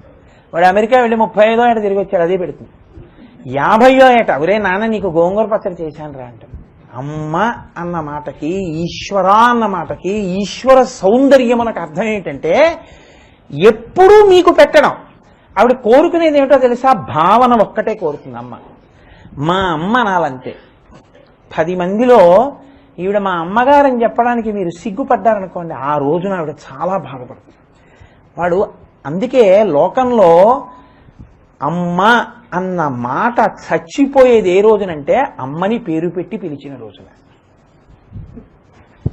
ఎంత గొప్ప ఆవిడైనా కానివ్వండి, ఆవిడ ఎంత పెద్ద పదవిలోనైనా ఉండనివ్వండి, ఎంతమంది ఆవిడ్ని ఎంత గొప్ప గొప్ప పేర్లతోనైనా పిలవనివ్వండి, కొడుకు ఆవిడ్ని మాత్రం అలా పిలిచాడనుకోండి, మేడం అన్నాడు అనుకోండి తల్లిని, ఆ తల్లి సంతోషంగా ఉంటుందని మీరు అనుకుంటున్నారా? కానీ తన దగ్గర మేడం అనవలసిన వాడు అమ్మ ఫైల్ పెట్టానండి అన్నాడు అనుకోండి, సంతోషిస్తుందా సంతోషించదా? కానీ మేడం అనవలసిన చోట అమ్మ అంటే పర్వాలేదు, అమ్మ అనవలసిన కొడుకు మేడం అంటే ఒక్కనాటికి ఒప్పుకోరు తల్లి. అది సంతోషంగా ఉంటుందని మీరు అనుకుంటున్నారా? మీరు ఎవరైనా అలా అనుకుంటారా? అలా అనుకోరు. అమ్మ అన్న మాటకి సౌందర్యము అని శంకరాచార్యుల వారు సౌందర్య లహరి అనడానికి కారణం అది. అది ఆగే ప్రవాహం కాదురా. అమ్మ శరీరం ఉన్నంత కాలం నీ క్షేమాన్ని కోరడం తప్ప ఆవిడికి ఇంకొకటి తెలియదు. ఆవిడికి తెలుసున్నది ఒక్కటే తెలుసు, అమ్మతనాన్ని పొందితే మిమ్మల్ని రక్షించడమే. అది కోడిపెట్ట కానివ్వండి, దానికి ఏం బలం ఉంటుంది? పైన గద్దెగిరితే పిల్లల్ని రెక్కల కింద పెట్టుకుని కాపాడేస్తుంది. ఎక్కడి నుంచి వచ్చింది ఈ ప్రేమ? అమ్మతనంలో ఆ ప్రేమ ఉంది. అమ్మతనం నాన్నతనం అని రెండు లేకుండా ఈశ్వరుడు పుంస్వరూపంతో ఉన్న ఈ ప్రేమతోనే ఉంటాడు. అందుకే ఈశ్వరుడు శిక్షించినట్లు కనపడడం కూడా కారుణ్యమే. ఎందుకు చంపేస్తాడో తెలుసా అండి కొంతమందిని? ఒక్కటే కారణం. ఏమంటే మరి అంత దయ కలిగిన వాడైతే, అదే నారాయణ కరుణామయ అంటారు శంకరాచార్యుల వారు, మరి రావణుడిని ఎందుకు చంపాడండి అని మీకు అనుమానం రావచ్చు. వాడిని అలా వదిలేశారనుకోండి, ఆ ఉపాధితోటి అందరూ అసహించుకోవడమే, చెయ్యరాని దుష్కృత్యములు చేస్తాడు. ఆ పాపం ఇంకా అలా పెరిగిపోతుంటే అసలు వాడు ఎన్ని కష్టాల్లోకి, ఎన్ని జన్మలను భవించినా పోనంత కష్టంలోకి వెళ్ళిపోతాడు. రావణుడు బతికాడు, ఎవరున్నారు ఇంకా ఆయనకి? కొడుకులు లేరు, తమ్ముళ్ళు లేరు, రాజ్యం లేదు, రాక్షసులు లేరు. రాముడు విడిచిపెట్టేశాడు అనుకోండి, బతికినట్టా చచ్చినట్టా? ఇంకా చచ్చిపోవడమే మంచిదప్పుడు. ఇక ఎవరి మాట వినడు తెలిసిపోయింది. మౌఢ్యం, ఎవ్వరి మాట వినడు. భార్య చెప్పింది వినలేదు, గురువులు చెప్పారు వినలేదు, మంత్రులు చెప్పారు వినలేదు, పెద్దలు చెప్పారు వినలేదు, తాను చెప్పాడు వినలేదు, అంగదుణ్ణి పంపాడు వినలేదు, హనుమని పంపాడు వినలేదు. ఈ విననితనంతో బతికి 10 మందిని పాడు చేసే కన్నా ఇంకా ఈ ఉపాధి పడిపోతే ఈ పాపం ఇక్కడితో పోతుంది, తీసేయడం తప్ప మరో మార్గం లేదని తీసేస్తాడు. ఇప్పుడు ఇది కారుణ్యమా కాదా? మన ఒంటి మీదే పుట్టినటువంటి సెగ్గడ్డని మనమే తీయించుకుంటున్నామే, డాక్టర్తో కోయిస్తున్నామే. అరేరే వీడిని తీయకపోతే వీడు బాధపడతాడని ఈశ్వరుడు ఇంకా ఉపాధితో ఉంచడం మంచిది కాదు, వీడిని ఇంకో ఉపాధిలో ప్రవేశపెట్టి వీడి గుణం మార్చి వీడు అభ్యున్నతిని పొందేటట్టు చేద్దామని ఆ ఉపాధి నుంచి బలవంతంగా విడిపించేస్తే ఆయనకి కారుణ్యం లేదని మీరు ఎలా అనుకుంటున్నారు?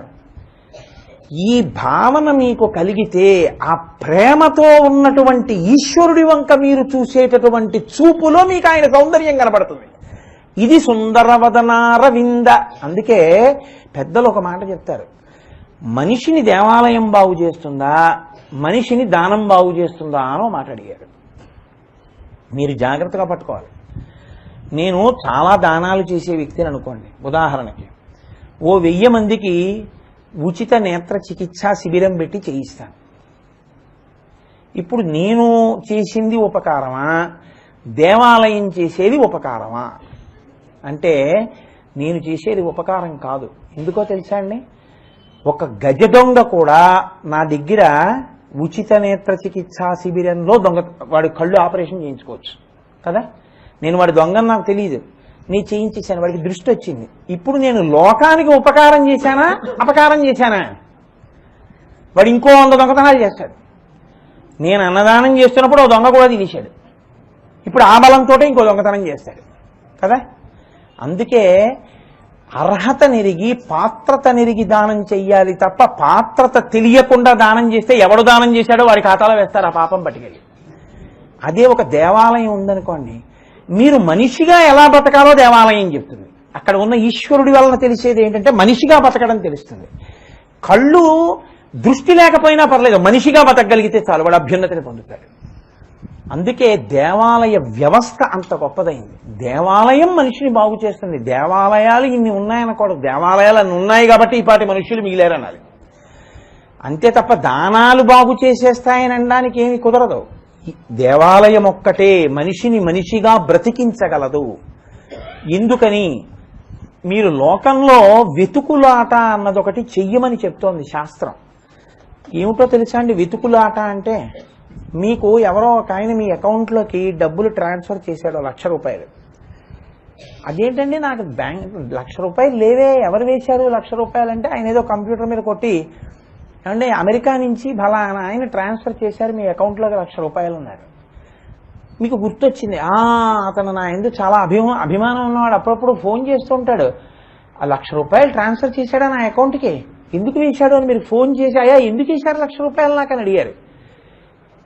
గురువుగారు మీ పాప పెళ్ళని తెలిసింది, అందుకు నేను 1,00,000 రూపాయలు వేశాను, మీరేమనద్దు, నాకు నెలకి 25 లక్షలు వస్తుంది, నేను మీకు మీ అమ్మాయికి బహుమానంగా ఇచ్చాను, 1,00,000 మీకు ఇవ్వలేదు, మీరు తీసుకోవాల్సింది, లేకపోతే నా మీద ఒట్టు అన్నాడు. ఇప్పుడు మీరు అంటే నాకు అలా ఎవరో ఇచ్చారనుకోకుండా సుమా, నేను ఉదాహరణ చెప్పాను తెలిసిందా, కావాలంటే మీకు జెరాక్స్ ఇస్తాను నా బ్యాంక్ అకౌంట్. కాబట్టి మీ కంటికి కనపడకపోయినా తన 1,00,000 రూపాయలు మీ అకౌంట్లో వేసి మీ పిల్ల పెళ్లి బాగా జరగడానికి ఉపకారం చేశాడు అనుకోండి. ఇప్పుడు గురుగారు నేను వచ్చే నెలలో వస్తున్నానంటే ఒక్కసారి మిమ్మల్ని చూస్తాను అన్నాడు అనుకోండి.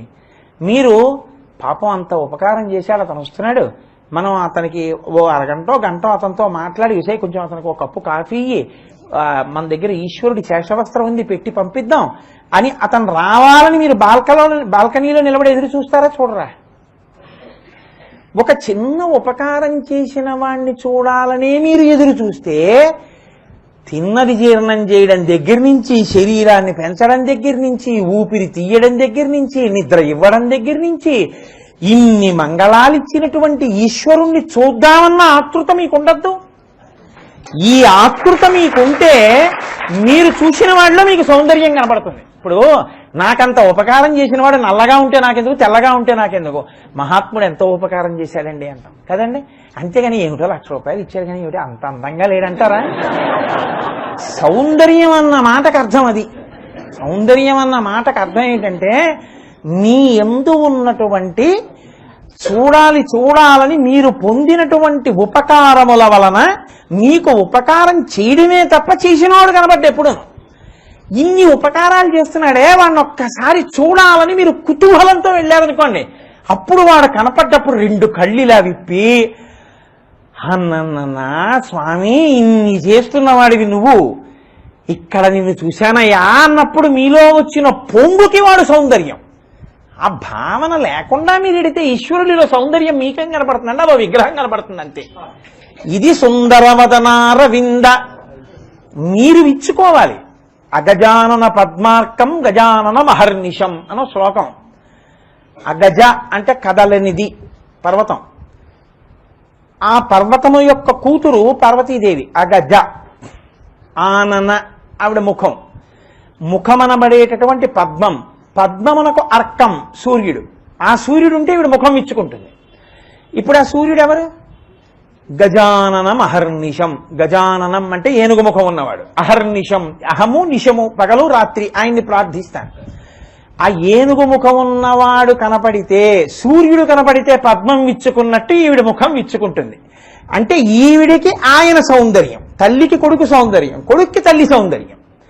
అలా నాకు ఈశ్వరుడు సౌందర్యం ఎప్పుడవుతాడు? నాకు ఆ వెంపర్లాట ఉంటే సౌందర్యం అవుతాడు.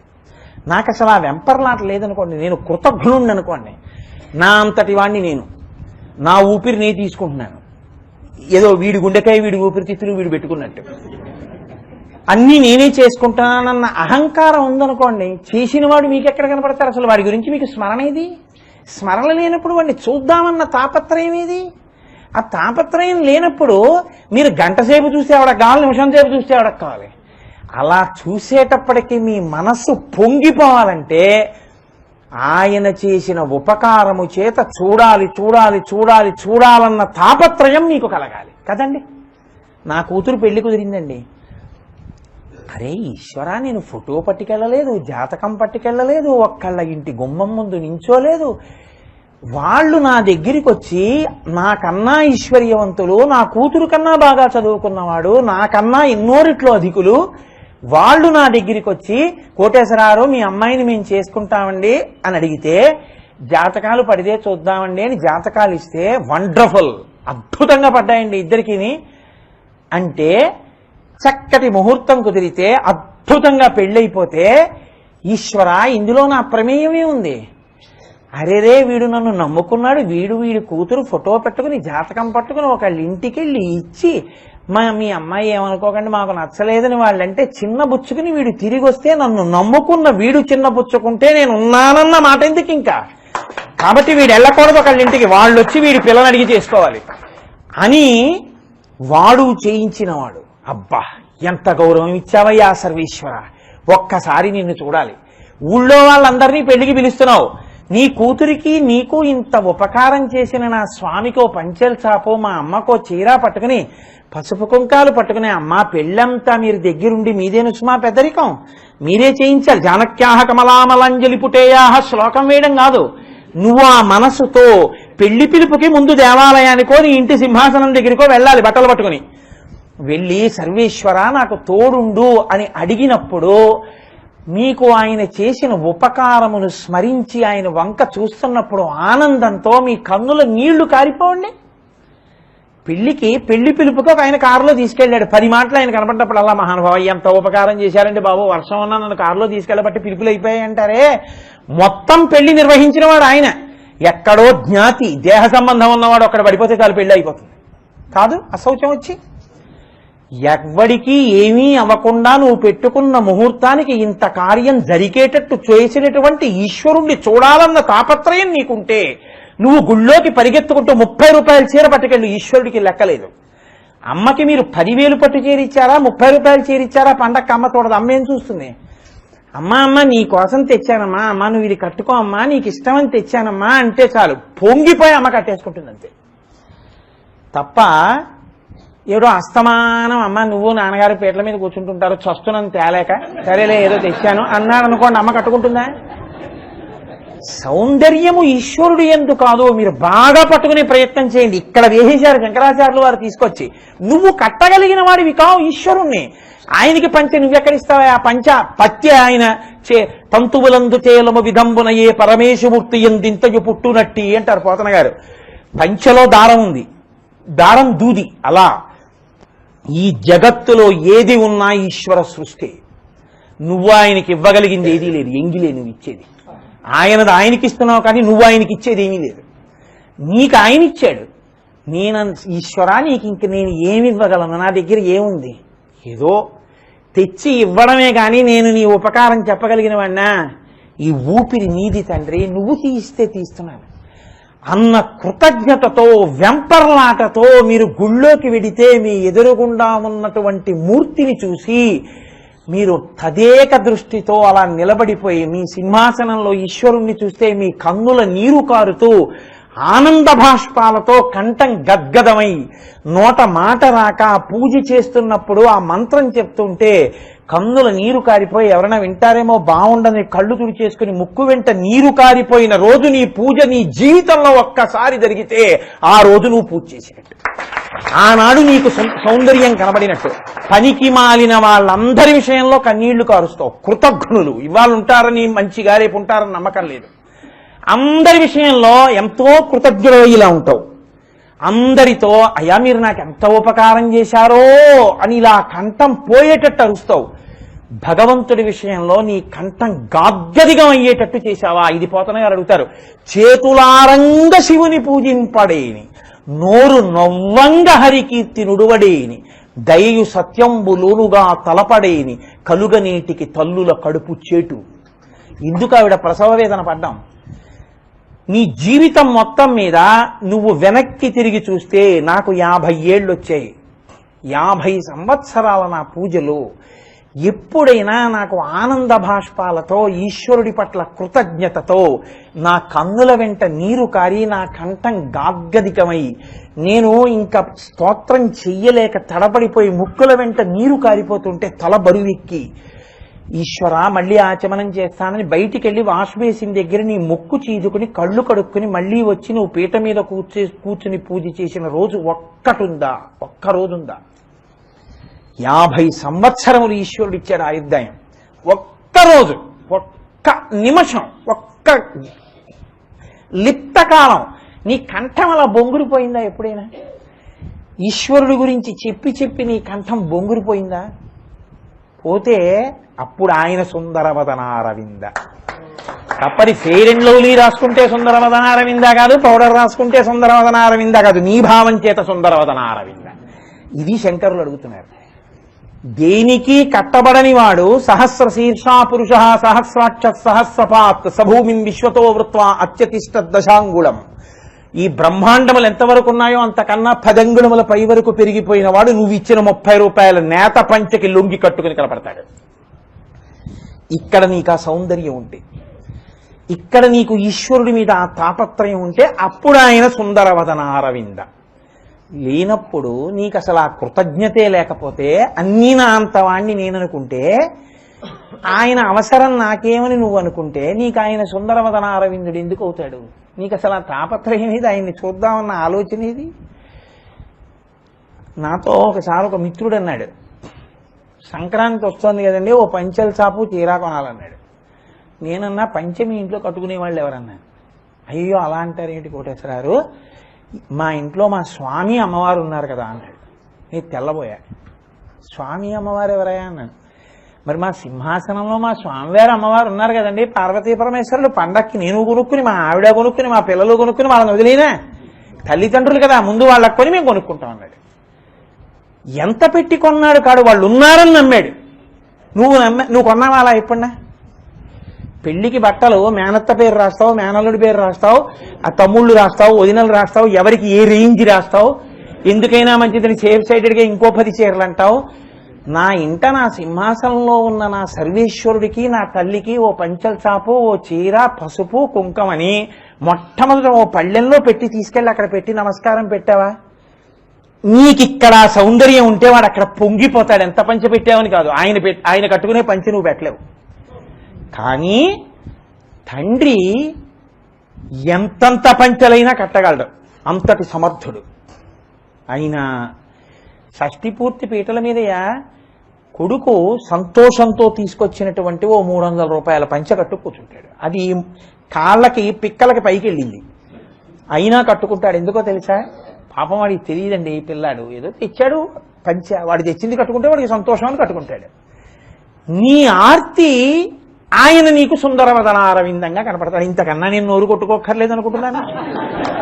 కాబట్టి ఎవరి చేత కట్టబడనటువంటి వాడు అమాయకురాలైనటువంటి గోపిక కడదామని ప్రయత్నిస్తే అయ్యో ప్రయత్నిస్తోందని తనంత తాను కట్టుబడి దామోదరుడైనట్టు నీవు కూడా ఈశ్వరుడి పట్ల అంత కృతజ్ఞతాభావంతో ఉంటే ఆయన నీకు సుందరవదనారవిందుడై కట్టుబడతాడు. ఇది చెప్పడానికి పక్కకి తెచ్చారు ఆ పేర్లు తప్ప ఏదో సరదాగా ఇది బాగుందని వేయడం కాదు. కాబట్టి దామోదర గుణమందిర సుందరవదనారవింద గోవింద. ఇప్పుడు ఇత పూర్వం శ్లోకంలో నిన్న మీకు చెప్పినప్పుడు నేను ఉద్ధృత నగభిధనుజ ధనుజకులామిత్ర మిత్ర శశి దృష్టే అన్నప్పుడు ఉద్ధృత నగ అంటే కొండ ఎత్తి పట్టినటువంటి వాడు గోవిందుడే. అందులో ప్రకటనంగా పేరు చెప్పకపోయినా గోవిందనామస్మరణమేగా శంకరాచార్యులు వారు చేశారు. మరి ఇప్పుడు మళ్ళీ గోవింద అనడం ఎందుకు? అంటే ఇక్కడ ఒక పెద్ద రహస్యాన్ని ఒకదాన్ని దాచారు శంకరాచార్యులు గారు. ఏమిటో తెలుసా అండి?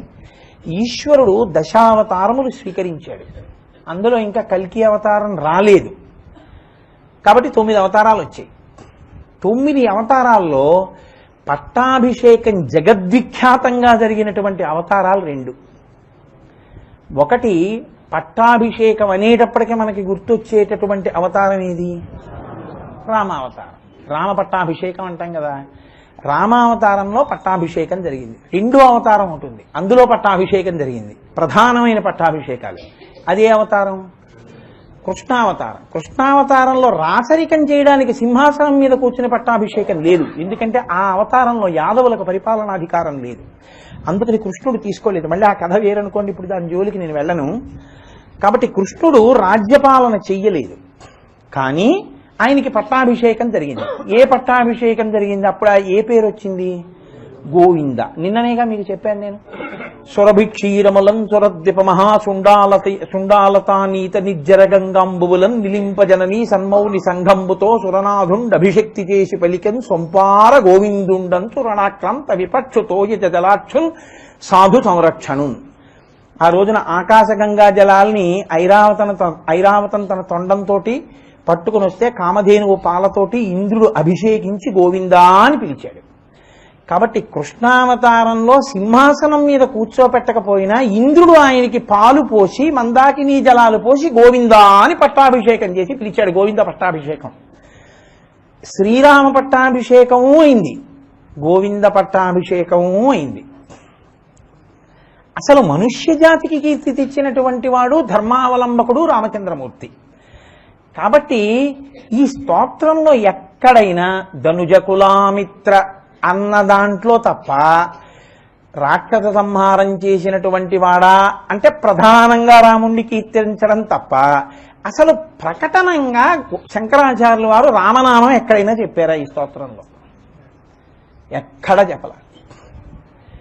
అసలు మనుష్యులకి ధర్మం నేర్పినవాడు ఆయన కదండి. భద్రాచలం వెళ్ళి ఆ శంకరాచార్యుల వారే ఆయన్ని స్తోత్రం చేశారు. మహానుభావ, ఇంత గొప్ప అవతారం అయ్యా నీది అని. అటువంటి శంకరాచార్యుల వారు ఈ స్తోత్రంలో ఎక్కడ రామనామం ఎత్తలేదు. పైగా రామ పట్టాభిషేకం పరిపాలనాంశ కలిగిన పట్టాభిషేకం పరిపాలన కోసం చేస్తారు. ఆ మాటకొస్తే కృష్ణుడికి గోవిందుడిగా పట్టాభిషేకం పరిపాలన కోసం పట్టాభిషేకం కాదు. కాబట్టి రామనామం వెయ్యాలి. గోవింద అని వేశారు కానీ రామ అని వేయలేదు. అక్కడ ఎందుకు వేయలేదు? ఎందుకు ఆయన మళ్ళీ గోవింద అనేవాడారు? ఉద్ధృతనగా గోవింద అయినప్పుడు మళ్ళీ గోవింద అనడం ఎందుకు? రామ అనకుండా పరిపాలనాంశగా చూస్తే రామ కదా పెట్టాలి. అక్కడ ఎందుకు పెట్టారో తెలుసా అండి గోవింద అని? మీరు చాలా జాగ్రత్తగా వినవలసి ఉంటుంది ఈ విషయాన్ని. రామచంద్రమూర్తి రావణ సంహారం చేసేసిన తర్వాత ఆయనకి పట్టాభిషేకం జరుగుతుంది. పట్టాభిషేకం జరుగుతున్నప్పుడు 80 ఋషులు వచ్చారు. కాత్యాయన సుయజ్ఞశ్చ గౌతమో విజయస్థధ అని వశిష్ఠో వామదేవశ్చ జాబాలి రథకాశ్యప కాత్యాయన సుయజ్ఞశ్చ గౌతమో విజయస్థధ. ఈ 80 వచ్చి ఆయనకి పట్టాభిషేకం చేశారు. అభిషేకం చేసి స్నానం చేయించి ఈ 80 ఆయనకి పట్టాభిషేకం చేసినప్పుడు ఆయన మనసు కొంచెం ఇబ్బంది పడింది. ఆయన మనసు బాధపడింది. అంటే భగవంతుడు బాధపడతాడా అండి అని మీరు అడగచ్చు. రామావతారం మనుష్యుడికి సంబంధించిన అవతారం కాబట్టి సీతమ్మ కనపడకపోతే ఏడిచాడా లేదా? ఏడిచిన వాడు ఏదైనా తేడా వస్తే కొంచెం బాధపడతాడా పడ్డా? ఒక తేడా ఒకటి జరిగింది రాముడికి పట్టాభిషేకం జరిగినప్పుడు. ఏమిటా తేడా అంటారేమో. ఏ మహానుభావుడు రామాయణాన్నంతటినీ దర్శనం చేసి రచించాడో బ్రహ్మగారి యొక్క అనుగ్రహం చేత ఆ వాల్మీకి మహర్షి రామ పట్టాభిషేకం చేసినప్పుడు ఒక మాట రాశారు. అది వాసవో వసుహు అని. అంటే వసువులు అష్టవసువులు ఉంటారు 80. వాళ్ళు వాసవో అంటే ఇంద్రుడు. ఇంద్రుడికి వసువులు పట్టాభిషేకం చేస్తారు. ఇంద్రుడికి వసువులు పట్టాభిషేకం చేస్తే ఎలా ఉంటుందో ఈ 80 ఋషులు రాముడికి పట్టాభిషేకం చేస్తే అలా ఉంది అని రాశారు. అంటే ఆయన ఉద్దేశం ఏంటంటే ఇంద్ర పట్టాభిషేకం చాలా గొప్పది కదా, అందుకని పోల్చారు. కానీ రాముడు కుందేట మనసులో. ఎందుకో తెలుసా? ఇలా అంటారు ఏమిటినన్నది.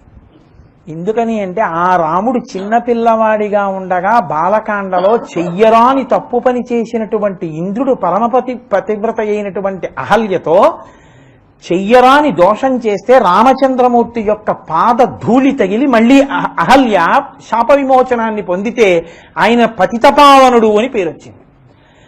ఆ ఇంద్రుడు దోషం చేస్తే అహల్యని తాను ఉద్ధరించాడు. ఆ ఇంద్రుడి పట్టాభిషేకంతో తన పట్టాభిషేకాన్ని పోల్చడం ఏంటి? ఆ ఎవరు తప్పు చేశాడో ఆ తప్పు చేసిన వాడి వల్ల పొరపాటు పొంది ఇబ్బంది పడిన స్త్రీని తన పదరజస్సుతో ఉద్ధరించినటువంటి రామావతారం యొక్క పట్టాభిషేకాన్ని బాలకాండలోనే తప్పు చేసిన వాడిగా చెప్పబడ్డ ఇంద్రుడి పట్టాభిషేకంతో పోల్చి చూపించడమా? అరే, ఇంద్ర పట్టాభిషేకం జరిగినట్టు జరిగిందన్నారు వాల్మీకి మహర్షి. ఇంద్రుడు ఎటువంటి వాడు, నేను ఎటువంటి వాడిని? నేను పతితపావనున్నై ఆవిడ్ని ఉద్ధరించాను, ఆయన ఆవిడికి మచ్చ తెచ్చాడు. ఆయనతో నన్ను పోల్చారేమిటి? ఇంద్రుడు అన్న పేరుతోటి పట్టాభిషేకానికి కొంచెం బాధపడ్డట్టు ఆయన. అందుకని ఆ పట్టాభిషేకానికి రాముడు లోపల సంతోషించింది లేదు. కాదు, రెండో కారణం ఏమిటో తెలుసా అండి? రావణాసురుడు ఎంత భయంకరుడో రావణాసురుడి కొడుకు అంత భయంకరుడు. ఆయనకి పేరు మేఘనాథుడు, కానీ ఆయన బిరుదునామం ఇంద్రజిత్. ఎందుకంటే ఇంద్రుణ్ణి గెలిచాడు. ఇంద్రుణ్ణి గెలిచినటువంటి వాడు కనుక ఇంద్రజిత్. ఇంద్రుణ్ణి గెలిచిన వాడిని తన తమ్ముడు లక్ష్మణుడు చంపేశాడు. అంటే తన తమ్ముడైన లక్ష్మణుడు ఇంద్రజిత్తుని చంపితే తాను రావణాసురుణ్ణి చంపి విజయరాఘవుడు అని పేరు పొందాడు. విజయరాఘవుడైనటువంటి వాడికి తన తమ్ముడి చేతిలో ఓడిపోయినటువంటి ఆ రావణుడి కొడుకు చేతిలో ఓడిపోయినటువంటి ఇంద్రుడితో పోల్చి అభిషేకం చెప్పడం ఏమిటి? ఆ ఇంద్రజిత్తుతోట పోల్చడం. ఆయన ఓడిపోయాడు కదండి. మరి రావణాసురుని యొక్క కొడుకు చేతిలో ఇంద్రజిత్ చేతిలో ఇంద్రుడు ఓడిపోయాడు. ఆ ఓడిపోయినటువంటి వాడెవరో ఆ ఇంద్రుడు, ఆ ఓడిపోయినటువంటి ఇంద్రుడితోటే తన పట్టాభిషేకాన్ని పోల్చడం ఇంద్రుడి పట్టాభిషేకంలో ఉందని. కాబట్టి రామ పట్టాభిషేకంలో ఈ రెండు వాసవో వసుహు అని వసువులు ఇంద్రుడికి చేసినట్టు చేశారు అనడం వల్ల రాముడి మనసు కుందిందిట. వీళ్ళు ఏమిటో అనేశారు, కానీ ఇది ఎలా కుదురుతుంది? రెండు కారణాల వల్ల. ఆ ఇంద్రుడికి నాతో పోలికేమిటి పట్టాభిషేకానికి? ధర్మంలోనూ సరిపోడు, పైగా రావణుడి కొడుకు చేతిలో ఓడిపోయినటువంటి వాడు. అట్లా ఓడిపోయినటువంటి వాడిని తీసుకొచ్చి నా పట్టాభిషేకంతో పోల్చడం ఏమిటి అని ఆయన బాధపడ్డట్ట. అదే గోవింద పట్టాభిషేకం దగ్గరికి వచ్చేటప్పటికి ఆ ఇంద్రుడే వచ్చి ఈయనకి అభిషేకం చేసి కాళ్ళ మీద పడ్డాడు, చిన్ని కృష్ణుడి కాళ్ళ మీద. కాబట్టి గోవింద పట్టాభిషేకం జరిగినప్పుడు సంతోషించట. అమ్మయ్య, వీడే వచ్చి నాకు గోవింద అని పిలిచి నా కాళ్ళ మీద పడ్డాడు. ఇది త్రేతాయుగంలో ఉన్న బాధ ద్వాపర యుగంలో పోయింది. కృష్ణుడికి గోవింద పట్టాభిషేకం చేసి మీరు పట్టుకున్నారో లేదో అని చెప్పింది. కాబట్టి మనసు సంతోషించిన పట్టాభిషేకం గోవింద పట్టాభిషేకం. పట్టాభిషేకం జరిగిన పోలిక వల్ల కొంచెం కుందిన పట్టాభిషేకం రామ పట్టాభిషేకం. అందుకని గోవింద అంటే ఆయన ఎక్కువ సంతోషిస్తాట. అందుకని శంకరాచార్యులు వారు ఏం చేశారంటే పరిపాలనాంశగా పట్టాభిషేకం గుర్తొచ్చేటప్పటికి కొంచెం ఆయన చిన్నబుచ్చుకుంటాడు. ఆ బాధ ద్వాపరయుగంలో పోయింది పట్టాభిషేకంలోని. గోవింద అంటేనే ఎక్కువ సంతోషిస్తారని గోవిందా అని వేశారు ఆయన. మళ్ళీ ఒక్క మాట శంకరాచార్యులు వారు వేశారంటే లోపల ఎంతో హృదయం ఉంటుంది, ఆయన ఎంతో భావన ఉంటుంది. కాదు, ఎందుకు వేశారో తెలుసా అండి? ఇద్దరిని కీర్తిస్తారు. ఎప్పుడు భోజనాలు చేస్తున్నా, పంక్తిలో ఉన్నా, ఏం చేస్తున్నా ఇద్దరిని కీర్తిస్తారు. ఎప్పుడు కూడా మనం చూడండి, పార్వతీపతే హరహర మహాదేవ అన్నాను అనుకోండి, శంభో శంకర అంటారు. కానీ ఏమీ అనకపోయినా సరే ఇలా నేనంటేనే మీరు అంటారు. హరే పార్వతీపతే అన్నాను అనుకోండి, హరహర మహాదేవ అంటే శంభో శంకర అంటారు. ఏమీ అనకపోయినా గోవిందా గోవిందా అంటారు తిరిగి. దానికి ముందెవరు ఏం చెప్పక్కర్లేదు, చెప్పకపోయినా గోవిందా గోవిందా అంటారు. పిల్లాడు పుట్టాడు అనుకోండి, వాడికి మొదట ఏం నేర్పుతారంటే రెండు చేతులు తీసుకెళ్లి జోగలు పెట్టించి గోవింద గోవింద అంటారు. పిల్లాడు పుట్టగానే గోవింద. ఆయన పేరు వెంకటేశ్వరుడు, అయిన మెట్లెక్కుతూ గోవింద గోవింద గోవింద గోవింద అంటారు. క్యూ జరగలేదనుకోండి, గట్టిగా గోవింద గోవింద గోవింద గోవింద అంటారంటే ఏమండో లైన్ జరపండి, ఏమండో లైన్ జరపండి. ఆఖరికి భోజనాలు ఎట్టారనుకోండి, ఉచిత భోజనాల దగ్గరికి వెళ్ళారనుకోండి, తింటూ తింటూ మధ్యలో ఎవడో గోవిందా అంటారు, గోవిందా అంటారు.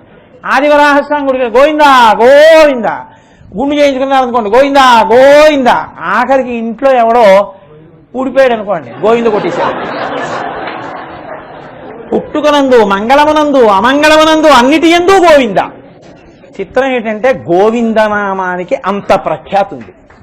ఒక్క మంగళంలో ఉపయోగించడం కాదు, అసలు దాన్ని ఉపయోగించకుండా ఉండడం అన్నది ఉండదు. ఎవరో ఒక ఆయన ఓడిపోయాడు అనుకోండి, ఆయన ఏమైందండి అని అనుకోండి, గోవింద కొట్టేశాడు ఏంటంటే. చిత్రం ఏంటంటే పసిపిల్లల దగ్గర నుంచి వృద్ధుల వరకు, పుట్టడం దగ్గర నుంచి ఊడిపోవడం వరకు గోవిందనామమే. అటువంటి నామాన్ని ఉద్ధృతనగా అని వదిలేసి ప్రకటనంగా అనకపోతే దోషం అయిపోలేదు. అందుకని గోవింద అన్నారు. అలా అనకపోతే వీళ్ళు చిన్నబుచ్చుకుంటారు ప్రార్థనలు, అదేంటి ఇన్ని ఉన్నాయి కానీ గోవింద అంటే బాగుండేదని. ఆయన రాయలేదని మనమే ఇదంతా చదివేసి గోవింద గోవింద అంట. అప్పుడు శంకరాచార్యుల వారు చిన్నబుచ్చుకోవాలి. అందుకని నేనే వేసేస్తే గొడవ వదిలిపోతుందని మళ్ళీ దామోదర గుణమందిర సుందర వదన రవింద గోవింద. ఈశ్వరుడి అనుగ్రహం కలగడానికి ప్రధానమైంది ఏదంటే గురువుగారి అనుగ్రహం ఉండాలి. గురువుగారి అనుగ్రహం మీకు ఈశ్వరానుగ్రహాన్ని తెచ్చిపెట్టినప్పుడు మీ ప్రయత్నం చేత మీరు తెచ్చుకోవడం చాలా చాలా కష్టం. గురువుగారి అనుగ్రహం అంగరక్ష. కాబట్టి శంకరాచార్యుల వారు ఎప్పుడెప్పుడే అవకాశం దొరికితే అప్పుడప్పుడు తన గురువు గారిని తలిచేసుకుంటూ ఉంటారు. ఒకసారి ఆయనకి ఏదైనా అసహ్యం వేసింది అనుకోండి, భజ గోవిందం భజ గోవిందం గోవిందం భజ మూఢమతే అని గోవిందం అని గోవిందుడు అన్నట్టుగాని తన గురువు గారు గోవింద భగవత్పాదాచార్యుల వారిని తలుచుకుంటూ ఉంటారు. ఇంతమంది ఉద్ధరింపబడడానికి నేను ఈ స్తోత్రం చెప్తున్నాను కదా, మా గురువు గారి పేరు ఇందులో ఉంటే కదా అనుగ్రహం. అందుకని గోవింద భగవత్పాదుల్ని తలుచుకున్నట్టు ఉంటుందని గోవింద కాదు. అసలు ఈ లోకానికి ఎలా బతకాలో జ్ఞానం చెప్పడానికి మొట్టమొదటి జగద్గురువు అనేటటువంటి బిరుదు పొందినవాడెవరు? కృష్ణ పరమాత్మ. కృష్ణం వందే జగద్గురుం భగవద్గీత చెప్పాడు. అసలు లోకానికి భగవద్గీత చెప్పి నాకన్నా ముందు జగద్గురువు అని బిరుదు పొందినటువంటి వాడిని నేను స్మరించకపోతే నేను ఎలా జగద్గురువుని అవుతాను? కాబట్టి నాకు ముందు జగద్గురు స్థానాన్ని పొందినటువంటి కృష్ణుడిని ఇందులో ప్రకటనంగా తలుచుకోవాలి. కాబట్టి ఆ కృష్ణుడు పట్టాభిషేకం పొందిన నామం గోవింద. ఒక్క కారణం కాదు, ఎన్ని కారణాలకి గోవింద పెట్టారో చూడండి ఆయన. కాబట్టి దామోదర గుణమందిర సుందర వదనారవింద గోవింద భవజలది మదన మందర పరమందరమపనయత్వం మే. శంకరులు అంటున్నారు భవజలది మదన మందర అన్నారు. మళ్ళీ ఇక్కడ ఒక వింత ప్రయోగం చేశారు. అసలు శ్రీ మహావిష్ణువు మందర పర్వతం ఎప్పుడూ అవ్వలేదు. ఆయన ఆదికూర్మం అయ్యారంతే. మీరు బాగా గమనించండి, ఆయన మందర పర్వతం అయ్యారా? ఆయన అవలేదు. మందర పర్వతం పాల సముద్రాన్ని చిలుకుతున్నప్పుడు అందులో పెట్టి వాసుకిని తాడుగా చేస్తే వాసుకి అన్న తాడుతో తిప్పుతున్నప్పుడు వదిలైతే పర్వతం కిందకి వెళ్ళిపోతుంది పాల సముద్రంలోకి. అరే ఈ పర్వతం నిలబడ్డానికి ఆధారం కావాలన్నారు. ఇప్పుడు ఆయన ఆదికూర్మమై మందర పర్వతం కింద చేరారు. వీపు మీద చేరితే ఆయనకి ఎప్పటి నుంచో వీపు మీద కొంచెం దొరదుందిట. అది అప్పుడు తీరింది. ఒక ఆయన తిప్పి పొడిచాడు. చిత్రం ఏంటంటే ఆ మందర పర్వతంగా ఉన్నటువంటి ఆ మందర పర్వతాన్ని ఆదికూర్మంగా ఉన్న విష్ణువు భరించారు, కానీ మందర పర్వతం ఆయన అవ్వలేదు కదండి. కానీ శంకరులు అంటున్నారు భవజలది మదన మందర, నువ్వే మందరాన్ని అన్నారు. ఇక్కడ ఎలా మందరం, ఇక్కడ ఎలా మందరం ఆయన మందర పర్వతం ఎలా అయ్యారు అంటే భవజలధి సంసారం అనేటటువంటి సముద్రాన్ని చీల్చడానికి మీరు ఎవరిని కవ్వంగా తీసుకోవాలి అంటే మందర పర్వతాన్ని కాదుట, పరమేశ్వరుణ్ణి కవ్వంగా తీసుకోవాలి. ఇప్పుడు పరమేశ్వరుడనే కవ్వాన్ని తీసుకుని మీరు చిలుకుదాం అనుకున్నారనుకోండి, ఆ కవ్వం జారిపోతుంది. కవ్వం జారిపోకుండా ఉండాలంటే కవ్వానికి కట్టిన తాడు గట్టిగా కట్టి వదులు కాకుండా తిప్పడం రావాలి.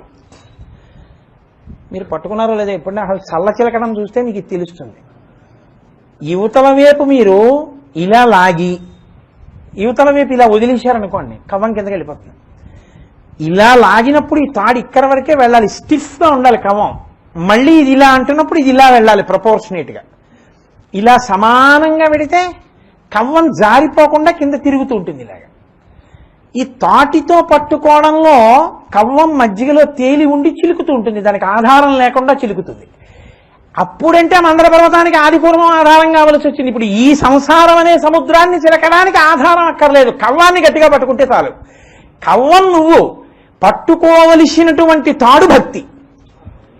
అందుకని కట్టిన తాడుతో మొదలైంది శ్లోకం. దామోదర అది అక్కడ కట్టింది తాడుతో, ఇక్కడ నువ్వు కట్టాలి. అది గుర్తు చేయడానికి దామోదరతో మొదలు. శ్లోకం మొదలు పెట్టి కొనసాగింపు తీసుకొస్తే అలా ఉంటుంది శంకరాచార్య వారిది. ఆ బిగి అలా మెయింటైన్ చేస్తారు ఆయన. కాబట్టి ఆ కవ్వాన్ని గట్టిగా పట్టుకో. ఎక్కడైనా చెప్తున్నారా భక్తి అన్న తాడేసి కట్టు అని చెప్తున్నారా? మీరు ధ్యానంలో పట్టుకోవాలి. కాబట్టి భవజలధి మదన మందర పరమేశ్వరుణ్ణి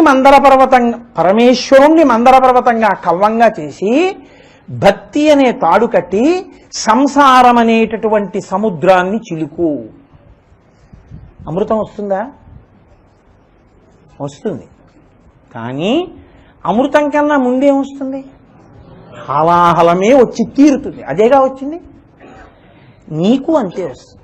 చాలామంది ఉపాసనలో ఎక్కడ విసుగు చెందిపోతారంటే, మా మనసు నిలబట్టలేదండి, ఏమిటో మీరు ఇవన్నీ చెప్తున్నారు కానీ ఇవన్నీ మాకు ఎప్పటికి అర్థమవుతాయి, మీరు రేపు వెళ్ళిపోతారు, మేము 3 రోజులకు మర్చిపోతాం అంటుంటారు. కాదు, శంకరాచార్యులు వారు అంటున్నారు, నువ్వు మరిచిపోవడం కాదయ్యా, మొట్టమొదట్లో ఎవరికైనా నిరాశ, నిస్పృహ, కామము, క్రోధము, లోభము, మదము, మాత్సర్యము సంసారంలో ముందు ఇవే వస్తాయి. ఇవి రాకుండా ఎవ్వరూ ఉండరు.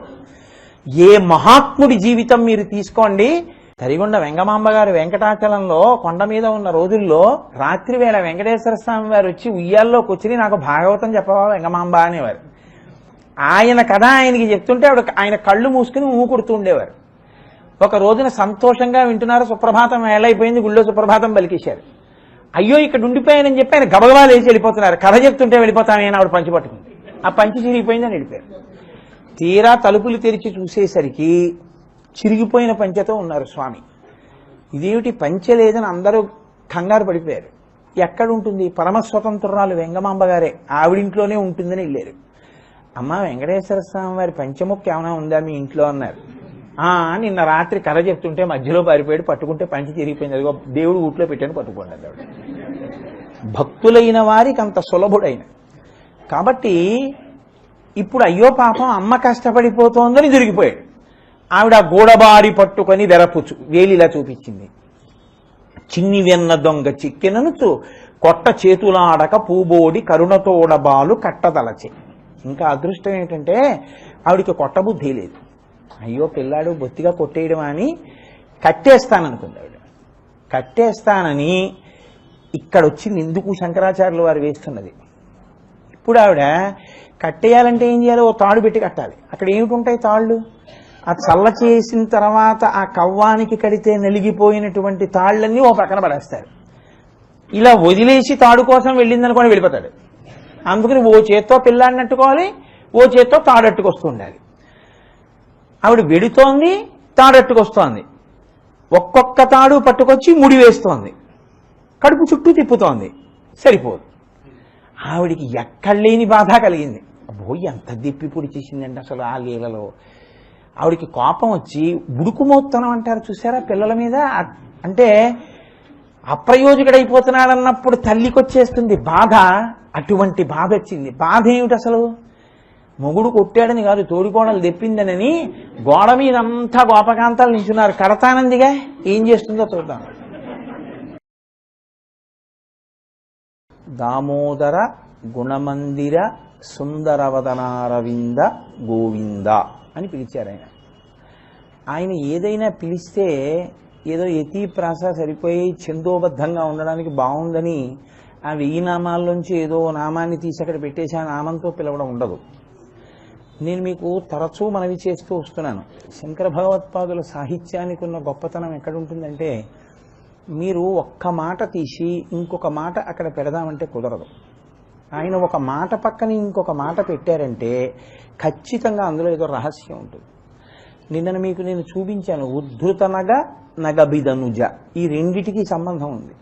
ఒకసారి కొండ ఎత్తితే ఇంద్రుడికి బుద్ధి చెప్పడానికి, ఒకసారి ఇంద్రుడికి తమ్ముడిగా పుడితే ఇంద్రుడికి మేలు చేయడానికి.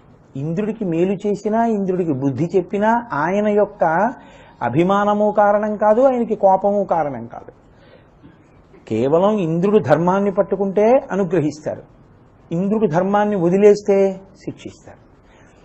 ధర్మాన్ని పట్టుకున్న వాడికి ఉపకారం చేయడానికి తాను ఉపేంద్రుడిని ఇంద్రుడు తమ్ముడు అనిపించుకోవడానికి కూడా ఆయన వెనకాడరు. దానికోసం చెయ్యి చాపి దానం పుచ్చుకోవడానికి కూడా ఆయన వెనకాడలేదు. ఇది చెప్పడానికి శంకరాచార్యుల వారు ఈ భావాన్నంతటినీ అందులో చెప్పరు. చెప్పకుండా ఉద్ధృతనగ నగబిదనుజ అంటారు. మీరు దాని మీద ధ్యానం చెయ్యాలి. శంకరుల సాహిత్యంలో ఉన్నటువంటి చాలా గొప్పతనం అదే. మీరు ప్రయత్నపూర్వకంగా పూజ చేసేటప్పుడు మనసు తీసుకెళ్లి ఈశ్వరుడి దగ్గర పెట్టడం చాలా కష్టం. కానీ పజిల్ అంటూ ఉంటారు, ఒక పొడుపు కథ. దాన్ని విప్పడం అంటే ఆలోచన చేస్తుంది మనస్సు. మనసుకి ఆలోచన అనేటటువంటిది దాని యొక్క స్వరూపం. అది ఆలోచన చెయ్యకుండా ఉండలేదు, ఎందుకంటే అది సంకల్ప వికల్ప సంఘాతం. శంకరులు ఏం చేస్తారంటే ఒక పేర్చి విడిచిపెట్టేస్తారు. నేను ఇందుకు చేశాను అని ఆయన ఏమనరు, ఆ భావం ఏం చెప్పరు, వదిలేస్తారు. కానీ మీకు శంకరుల సాహిత్యంలో కొంత ప్రవేశం ఉంటే మీరు కేవలం దామోదర అన్నారు, గుణమందిర అన్నారు, సుందరవదన అరవింద అన్నారు, గోవింద అన్నారు అను, లేకపోతే ఆ నామాలకి యథార్థంగా ఉండే అర్థం ఏమిటో ఆ అర్థం తీసుకొచ్చి ఇక్కడ చెప్పడము కుదరదు. అందులో ఏదో ఉంటుంది ఆయన ఉద్దేశ్యంలో. బహుశः దేని కొరకు ఆయన ఇది ప్రయోగించి ఉండాలి అన్నది మీరు చాలా జాగ్రత్తగా చూడాలి. ఎందుకంటే మీరు ఒకటి చూడండి, నేను మీతో ఒకటి మనవి చేస్తాను. ఉద్ధృతనగా అంటే కొండెత్తడం. కొండెత్తడం అంటే గోవర్ధనోద్ధరణము అని మీకు చెప్పారు. 2 మాటలు కొండెత్తాడు కృష్ణావతారంలో, లేదా విష్ణువుగా ఆయన 2 మాటలు కొండనెత్తాడు. ఒకటి మందర పర్వతాన్ని ఎత్తి క్షీరసాగర మథన సమయమునందు సముద్రంలో ఉంచారు. 2వ పర్యాయం గోవర్ధనోద్ధరణంలో ఆ కొండని పైకెత్తి గోపాల బాలుల్ని, ఆవుల్ని, దూడల్ని, గోపకాంతల్ని రక్షించారు ఇంద్రుడు వర్షం కురిపిస్తే. ఉద్ధృతనగా అంటే గోవిందాయేగా, అప్పుడేగా గోవిందా వచ్చింది. శంకరులంతటి మహాపురుషులు ఆయనకి ఏమీ నామాలే దొరకనట్టు, విష్ణు సహస్రంలో ఇవి తప్ప నామాలు లేనట్టు, ఆయన మళ్ళీ ఉద్ధృతనగా అంటే ఏ గోవిందా ఉందో అదే గోవిందాని మళ్ళీ తీసుకొచ్చి ప్రకటనంగా స్పష్టంగా మళ్ళీ ఇంకోసారి గోవిందా అంటారు ఆయన. అంటే తప్పని నా ఉద్దేశ్యం కాదు, కానీ శంకరాచార్యుల వారి సాహిత్యం అంటే అద్భుతమైన సాహిత్యం అని పేరు. అటువంటి వారు కేవలం మళ్ళీ దాన్నే అంటారా అనే అవకాశం ఉండదు. అలా అవకాశం లేదు కాబట్టి ఆయన ఏ ఉద్దేశ్యంతో అక్కడ గోవిందా అని అంటుంటారు. దాన్ని మీరు ఆలోచించారనుకోండి, ఈ ఆలోచనని తపస్సుగా మారుస్తారు శంకరాచార్యుల వారు. ఆయనకున్న గొప్పతనం అక్కడుంది జగద్గురువుగా. మీరు ఇక్కడ ఎందుకు వచ్చి ఉంటుంది అని బాగా ధ్యానం చేశారనుకోండి, ఆ శ్లోకాన్ని చదివి కళ్ళు మూసుకుని దామోదర గుణమందిర సుందర వదనారవింద గోవింద ఉద్ధృతనగ నగబిదనుజాకి సంబంధం ఉంది. అప్పుడు దామోదర గుణమందిరాకి ఏం సంబంధం ఉంటుంది? పక్క పక్కన దామోదర పేరు, గుణమందిర పేరు కాదు. కానీ ఎందుకు వేశారు 2 పక్క పక్కన అని మీరు బాగా విచారణ చేశారనుకోండి, మీకు అందులోంచి అమృతం అందుతుంది. మీకు అది అందినప్పుడు ఎలా ఉంటుందో తెలుసా అండి? మీరు కళ్ళు మూసుకుని ఏకాంతంలో దాని మీద ధ్యానం చేసి చేసి చేసి చేసి అది మీకు ద్యోతకం అవ్వగానే మీరు ఒక్కసారి ఆనందంతో మీకేదో ఒక పెద్ద ప్రమోషన్ వచ్చేసినట్లు, మీకు ₹1,00,00,000 కలిసి వచ్చేసినట్టు, మీకు కొడుకు పుట్టేసినట్టు, మీ కూతురికి పెళ్లి సెటిల్ అయిపోతే ఎంత ఆనందంగా ఉంటారో అంత ఆనందం వచ్చేస్తుంది. ఇది ఉద్భుతం చేస్తారు ఆయన. అంటే ఇక్కడే ఉన్నటువంటి ఆనందాన్ని ఉద్భుతం చేస్తారు. మామూలుగా ఈ స్తోత్రం చదవండి ఈశ్వరుడి దగ్గర నేను అన్నాను అనుకోండి, నోటికి వచ్చేసిన తర్వాత మీరు ఏం చేస్తారంటే అవినయ అపనయ విష్ణు దమయ మనః శమయ విషయ మృగతృష్ణాం భూతదయాం విస్తారయ తారయ సంసార సాగరతః అంటారు. లేదా నేను చెప్పేశాను అనుకోండి, మీరు ఆ కోణంలో ఆలోచించేస్తారు. మీ అంతా మీరు ఆలోచించండి అన్నాను అనుకోండి. మీకు నిన్న నేను ఒక ఉదాహరణ చెప్పాక ఉద్ధృత నగకి నగబిదనుజకి సంబంధం ఉందన్నాను. అలా దామోదరకి గుణమందిరకి కూడా ఏదో సంబంధం ఉంది. పైన ఉద్ధృత నగ గోవిందా కాబట్టి ఇప్పుడు మళ్ళీ అదే అర్థం కోసం కింద గోవిందా అని అనరు. ఏదో ఉంది దాంట్లో రహస్యం, మీరు ఆలోచించండి అన్నాను అనుకోండి. నేను ఏదో మళ్ళీ ఓ 3 నెలలు పోయాకో 6 నెలలు పోయాకో ఎక్కడో హైదరాబాద్లో ఏదో పని మీద వస్తే అప్పుడు చెప్తురు కానీ మీరు అన్నాను అనుకోండి. మీరు ఇన్నాళ్ళు తపస్సే చేయాలా? ఎప్పుడైనా ఫలించవచ్చు. లేదా ఈ 6 నెలల్లో అసలు తెలియకపోవచ్చు కూడా, తపస్సిద్ధి కలగకపోవచ్చు. కానీ మీరు ఆలోచించింది మాత్రం ఎక్కడికి పోదు, ఆ తపస్సుకి ఫలితం ఉంటుంది.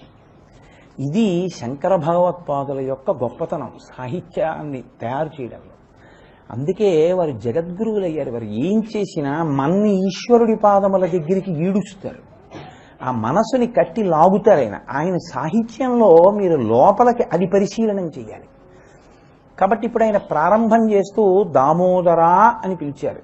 దామోదర చాలా ప్రఖ్యాతమైనటువంటి నామం.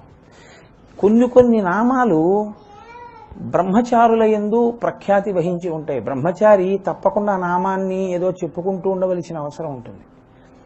ఒక్కొక్క నామం గృహస్థుకు బాగా పనికొస్తుంది, ఒక్కొక్క నామం సన్యాసికి బాగా పనికొస్తుంది. ఒక్కొక్క నామం బ్రహ్మచారి కాదు, గృహస్థు కాదు, సన్యాసి కాదు, ఎవరికైనా అవసరం. దామోదర నామం మీరు తప్పించుకోలేని నామం జీవితంలో. ఎందుకో తెలుసా అండి? విష్ణువుకి ఉన్నటువంటి ఎన్నో పేర్లలో, అంటే సహస్రం కదండి అని మీరు అనొచ్చు, సహస్రము అంటే అనంతము అని. ఎన్ని నామాలు ఉన్నాయో ఆయనకి. అందులోంచి చాలా ప్రధానమైనటువంటి 12 నామములను ఏరారు. ఈ 12 నామాల్లో మళ్ళీ 3 నామాలకి చాలా పెద్ద స్థాయి ఇచ్చారు. ఆ 3 ఎందుకు ఆ 3ంటితో ఆచమనం చేస్తామో కూడా నేను మీకు చెప్పాను ఒకరోజు. ఓం కేశవాయ స్వాహ, ఓం నారాయణాయ స్వాహ, ఓం మాధవాయ స్వాహ. ఈ 3 స్వాహాకారంతో ఆచమనానికి తీసుకుంటాం. అంటే వీటి స్థాయి ఇంకొంచెం పెద్దది. ఇప్పుడు తర్వాత ఏమనాలి? గోవింద, విష్ణు, మధుసూదన, త్రివిక్రమ, వామన, ఇలా నామాలు చెప్పుకుంటూ వెళ్ళేటప్పుడు 12 నామాల్లో దామోదర అది చాలా ప్రఖ్యాతి వహించిన నామం. ఈ నామానికి ఉన్న గొప్పతనం ఏమిటంటే ఇది బ్రహ్మచారి విని తీరాలి, గృహస్థు విని తీరాలి, సన్యాసి మననం చేసి తీరాలి. ఎవ్వరు ఏ ఆశ్రమంలో ఉన్నవాళ్ళు కూడా ఈ లీల నుండి తప్పుకోవడం కానీ, ఈ లీలని మననం చెయ్యకుండా ఉండడం కానీ, ఈ లీల వినకుండా ఉండడం కానీ జీవితంలో చేయకూడదు. అందుకే అసలు నిజానికి అది నామవాచకం కాదు, యథార్థంగా ఒక పేరుగా చెప్పేది కాదు. భగవంతుని నామములు గౌణములు అని మీరు గుర్తించవలసి ఉంటుంది. గౌణములు అంటే ఆయన యందు ఒక్కొక్క నాడు ఒక్కొక్క గుణం ప్రకాశిస్తే అది నామంగా మారింది. ఒకానొకప్పుడు భగవంతుడు ఒక అత్యద్భుతమైన లీల చేశాడు. ఆ లీల విన్న వాళ్ళకే కర్మపాశాలు పోతాయన్నారు, కర్మపాశములు తెగిపోతాయన్నారు. ఏమా నామం? దామోదర. దామోదర అంటే అర్థం ఏంటి? దామము అంటే తాడు, ఉదరము అంటే కడుపు. కడుపు మీద తాడున్నవాణ్ణి లేదా తాటి చేత కడుపు కట్టబడిన వాణ్ణి దామోదరుడు అంటాడు. అదేం పెద్ద విశేషం అండి. కడుపు కట్టబడకపోవడం అమంగళకరం. కడుపు కట్టబడకుండా ఉండదు. ప్రత్యేకించి పురుషుడికి శిశువుగా ఉన్న నాటి నుంచి సన్యాసాశ్రమ స్వీకారమనందు తప్ప చిట్ట చివర శరీరం విడిచిపెట్టేసేటంతటి వరకు కడుపు చుట్టూ తాడుంటుంది. మొలత్రాడు అంటాం కదా మనం, అది ఉండి తీరుతుంది. కృష్ణుడు కూడా గోపాల బాలులలో ఒకటిగా పుట్టాడు. పుట్టినప్పుడు ఆయన మొల చుట్టూ తాడు పెట్టడం పెద్ద కష్టమా? అదేం పెద్ద విశేషమేం కాదు. అమ్మ మొలతాడు కట్టదేమిటి? కానీ అలా కానీ తాడు కడితే అదొక నామం అయింది. ఎందుకయింది అంటే శంకరులు ఇక్కడ ఒక గహనమైన విషయాన్ని చెప్తున్నారు. దామము అంటే తాడు, ఉదరము అంటే కడుపు. దామము చేత కట్టబడిన ఉదరమున్నవాడు కాబట్టి దామోదరుడు కాదు. దామము అంటే అఖిలాండకోటి బ్రహ్మాండములు, ఈ ప్రపంచం అంతా, ఈ బ్రహ్మాండములను కలిపి దామం అంటారు. ఇవన్నీ తన కడుపులో ఉంచుకున్నవాడు దామోదరుడు. అంటే అన్నీ ఆయన యందు ఉంటాయి, ఆయన కడుపులో ఉంటాయి. ఇప్పుడు దాన్ని కట్టేంత తాడు ఎవరి దగ్గరైనా ఉంటుందా? ఉండదు. ఒకవేళ కడితే చాలా గొప్ప విషయమే అయి ఉండాలి కదా.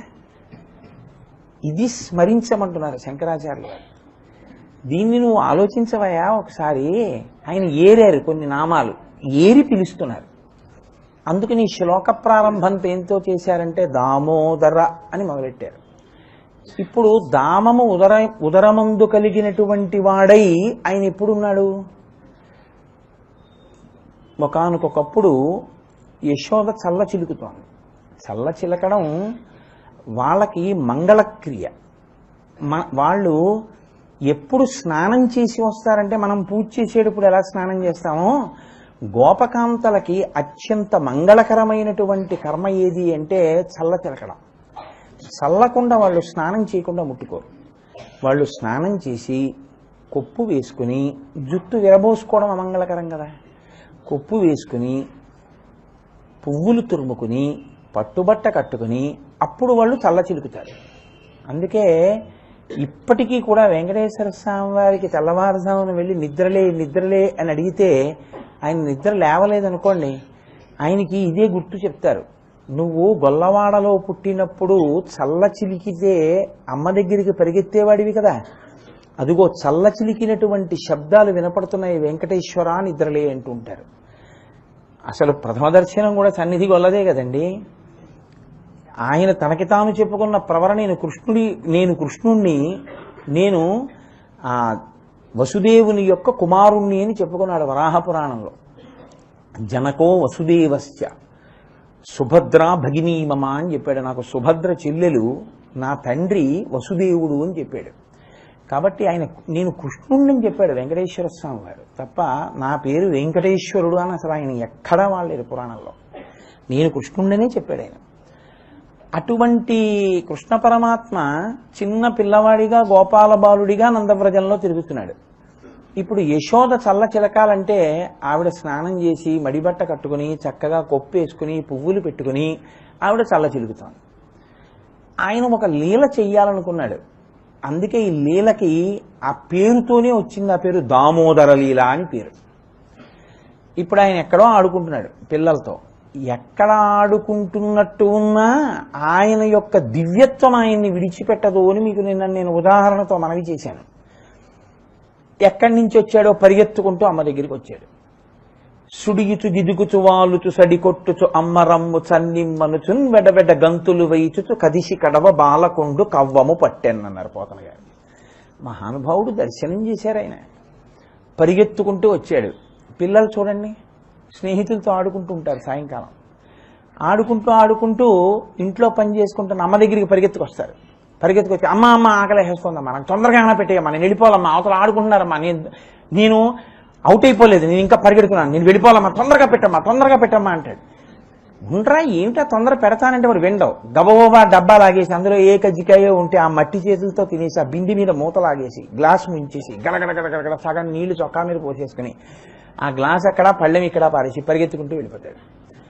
అలా వచ్చాడు చిన్ని కృష్ణుడు కూడా. సుడియుచు గిదుకుచు వాలుచు సడికొట్టుచు అమ్మ రమ్ము చన్నిమ్మనుచు. అమ్మ నాకు ఆకలేస్తోంది, పాలిస్తావా ఇవ్వ. ఉండరా చల్ల చిలుకుతున్నాను రా అంది ఆవిడ. చల్ల చిలకడమా ఇంకేమన్నా, నేను ఆడుకుంటున్నాను, నాకు పాలి అన్నాడంతే. సడికొట్టుచు అమ్మరమ్ము చన్నిమ్మనుచున్ వెడవెడ గంతులు వేయిచుచు కదిసి కడవ బాలకొండు కవ్వము పట్టాను. ఆ కవ్వం పట్టుకున్నాడు.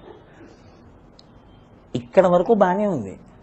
అసలు పెద్ద ఇబ్బంది అంతా ఈ లీలకి ఎక్కడ వచ్చిందంటే, ఈ లీల జరగడానికి ముందు రోజే పెద్ద ఫార్స్ ఒకటి జరిగింది నందవ్రజంలో.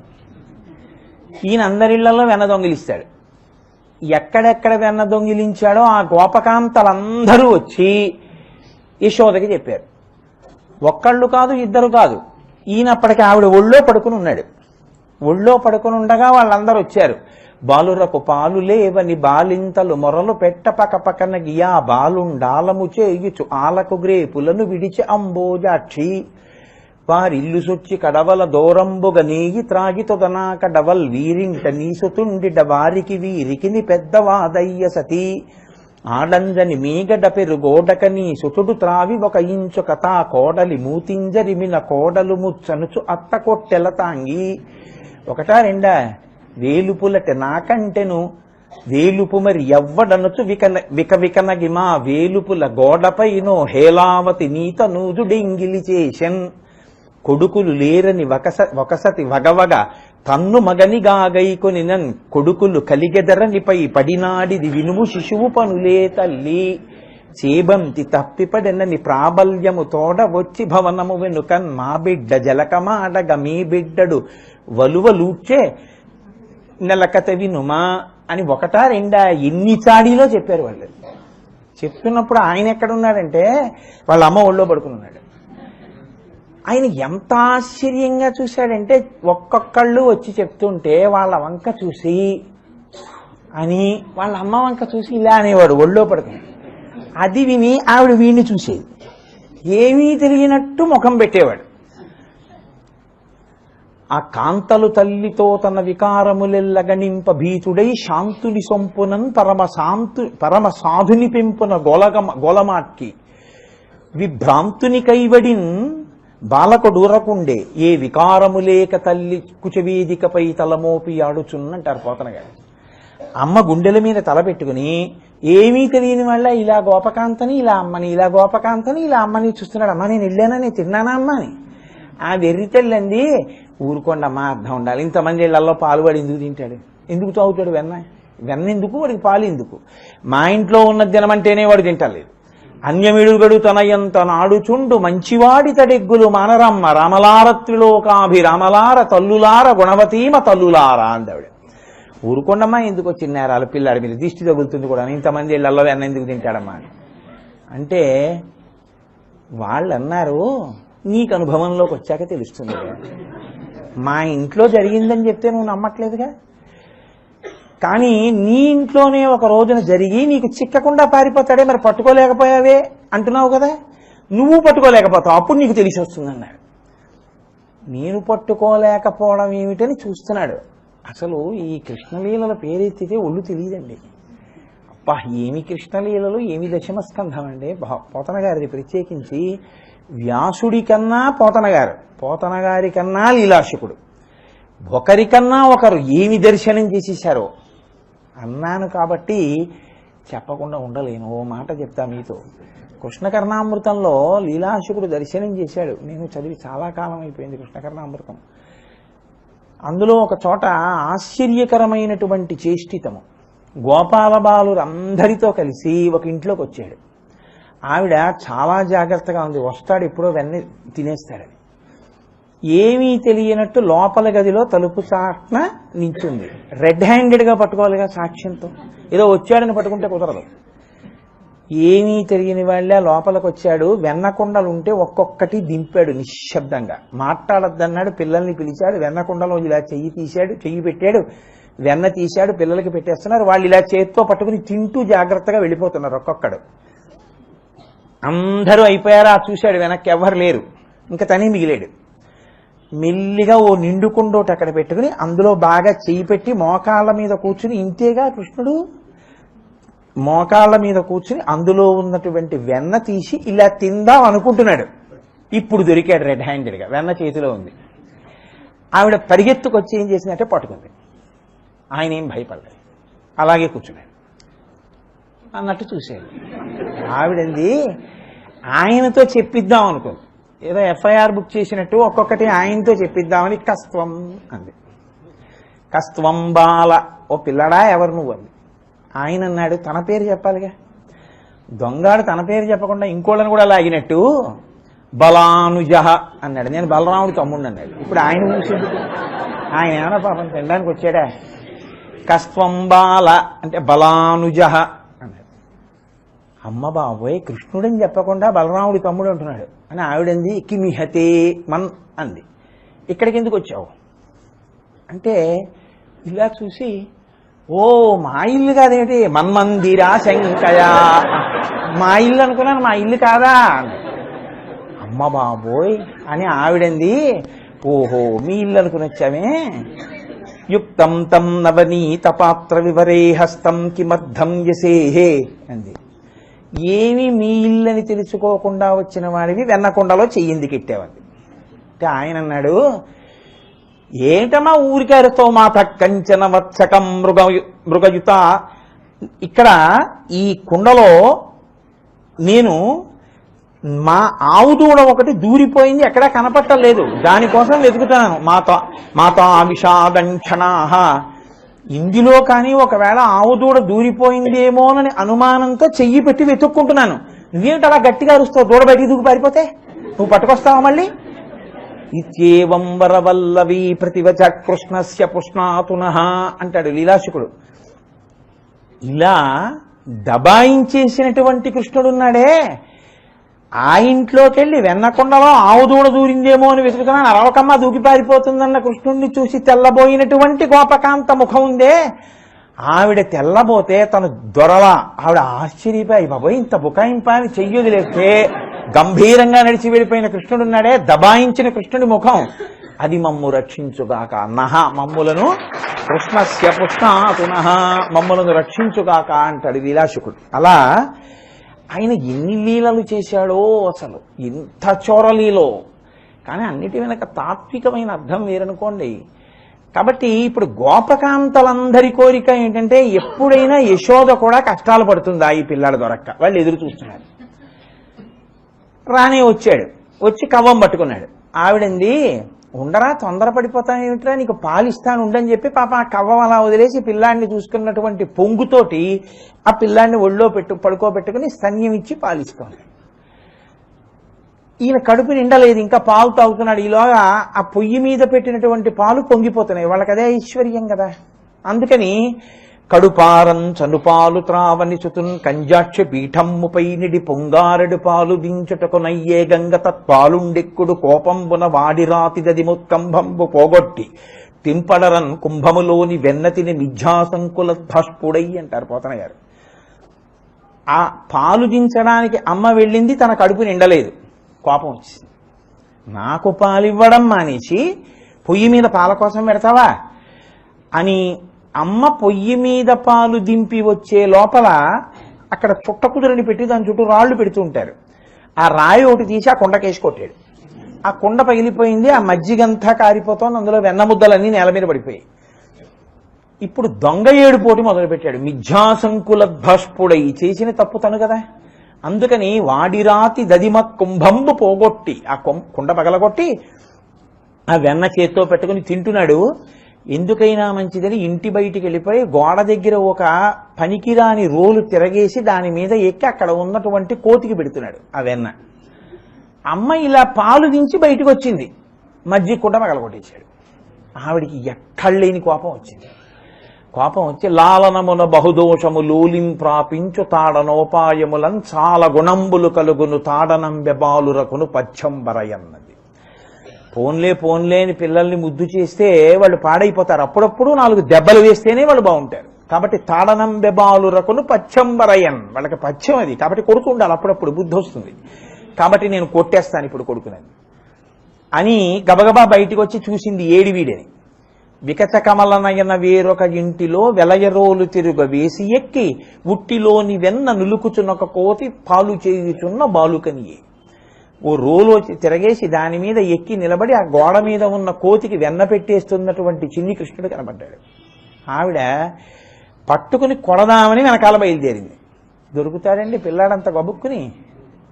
స్తంభాదికంబులు తనకు వడ్డంబైన అట్టట్టు నను పట్టు వాని వీని ఈ తప్పు సైరింపు ఇంక దొంగిలబోదు నీనని ముని ముట్ట నిచ్చువాని కాటుక నిరయంగ కన్నులు నులుముచు వెడల కన్నీటితో వగచువాని ఏ దశ వచ్చునో ఇదియని పలుమార్లు సురుగుచు క్రీగంట చూచువాని గూడబారి పట్టుకొని వెరపుతు చిన్ని వెన్న దొంగ చిక్కినను కొట్ట చేతులాడక పూబోటి కరుణతోడ బాలు కట్టదలచే అన్నారు.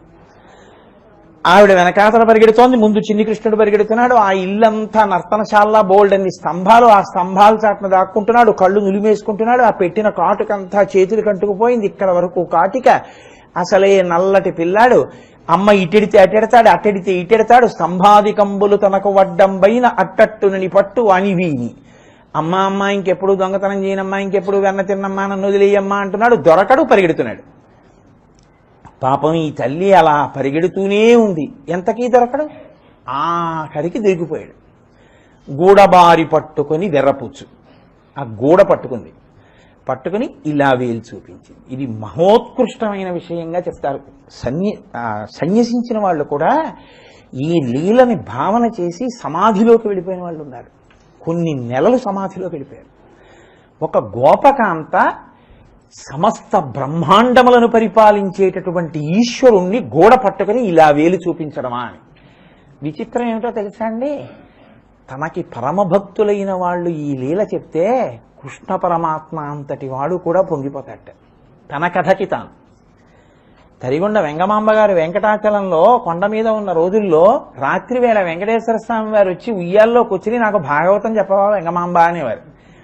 ఆయన కథ ఆయనకి చెప్తుంటే ఆయన కళ్ళు మూసుకుని ఊకుడుతూ ఉండేవారు. ఒక రోజున సంతోషంగా వింటున్నారు, సుప్రభాతం వేళైపోయింది, గుళ్ళో సుప్రభాతం పలికేశారు. అయ్యో ఇక్కడ ఉండిపోయానని చెప్పి ఆయన గబగబా లేచి వెళ్ళిపోతున్నారు. కథ చెప్తుంటే వెళ్ళిపోతామే అని ఆవిడ పంచి పట్టుకుంది. ఆ పంచి చిరిగిపోయిందని వెళ్ళిపోయారు. తీరా తలుపులు తెరిచి చూసేసరికి చిరిగిపోయిన పంచెతో ఉన్నారు స్వామి. ఇదేమిటి పంచె లేదని అందరూ కంగారు పడిపోయారు. ఎక్కడుంటుంది? పరమ స్వతంత్రురాలు వెంగమాంబ గారే, ఆవిడింట్లోనే ఉంటుందని వెళ్ళారు. అమ్మ వెంకటేశ్వర స్వామి వారి పంచముఖ్య ఏమైనా ఉందా మీ ఇంట్లో అన్నారు. నిన్న రాత్రి కథ చెప్తుంటే మధ్యలో పారిపోయాడు, పట్టుకుంటే పంచి చిరిగిపోయింది, అదిగో దేవుడు ఊట్లో పెట్టాను పట్టుకోండి అన్నాడు. భక్తులైన వారికి అంత సులభుడైన. కాబట్టి ఇప్పుడు అయ్యో పాపం అమ్మ కష్టపడిపోతోందని దొరికిపోయాడు. ఆవిడ గోడబారి పట్టుకొని వెరపుచ్చు వేలిలా చూపించింది.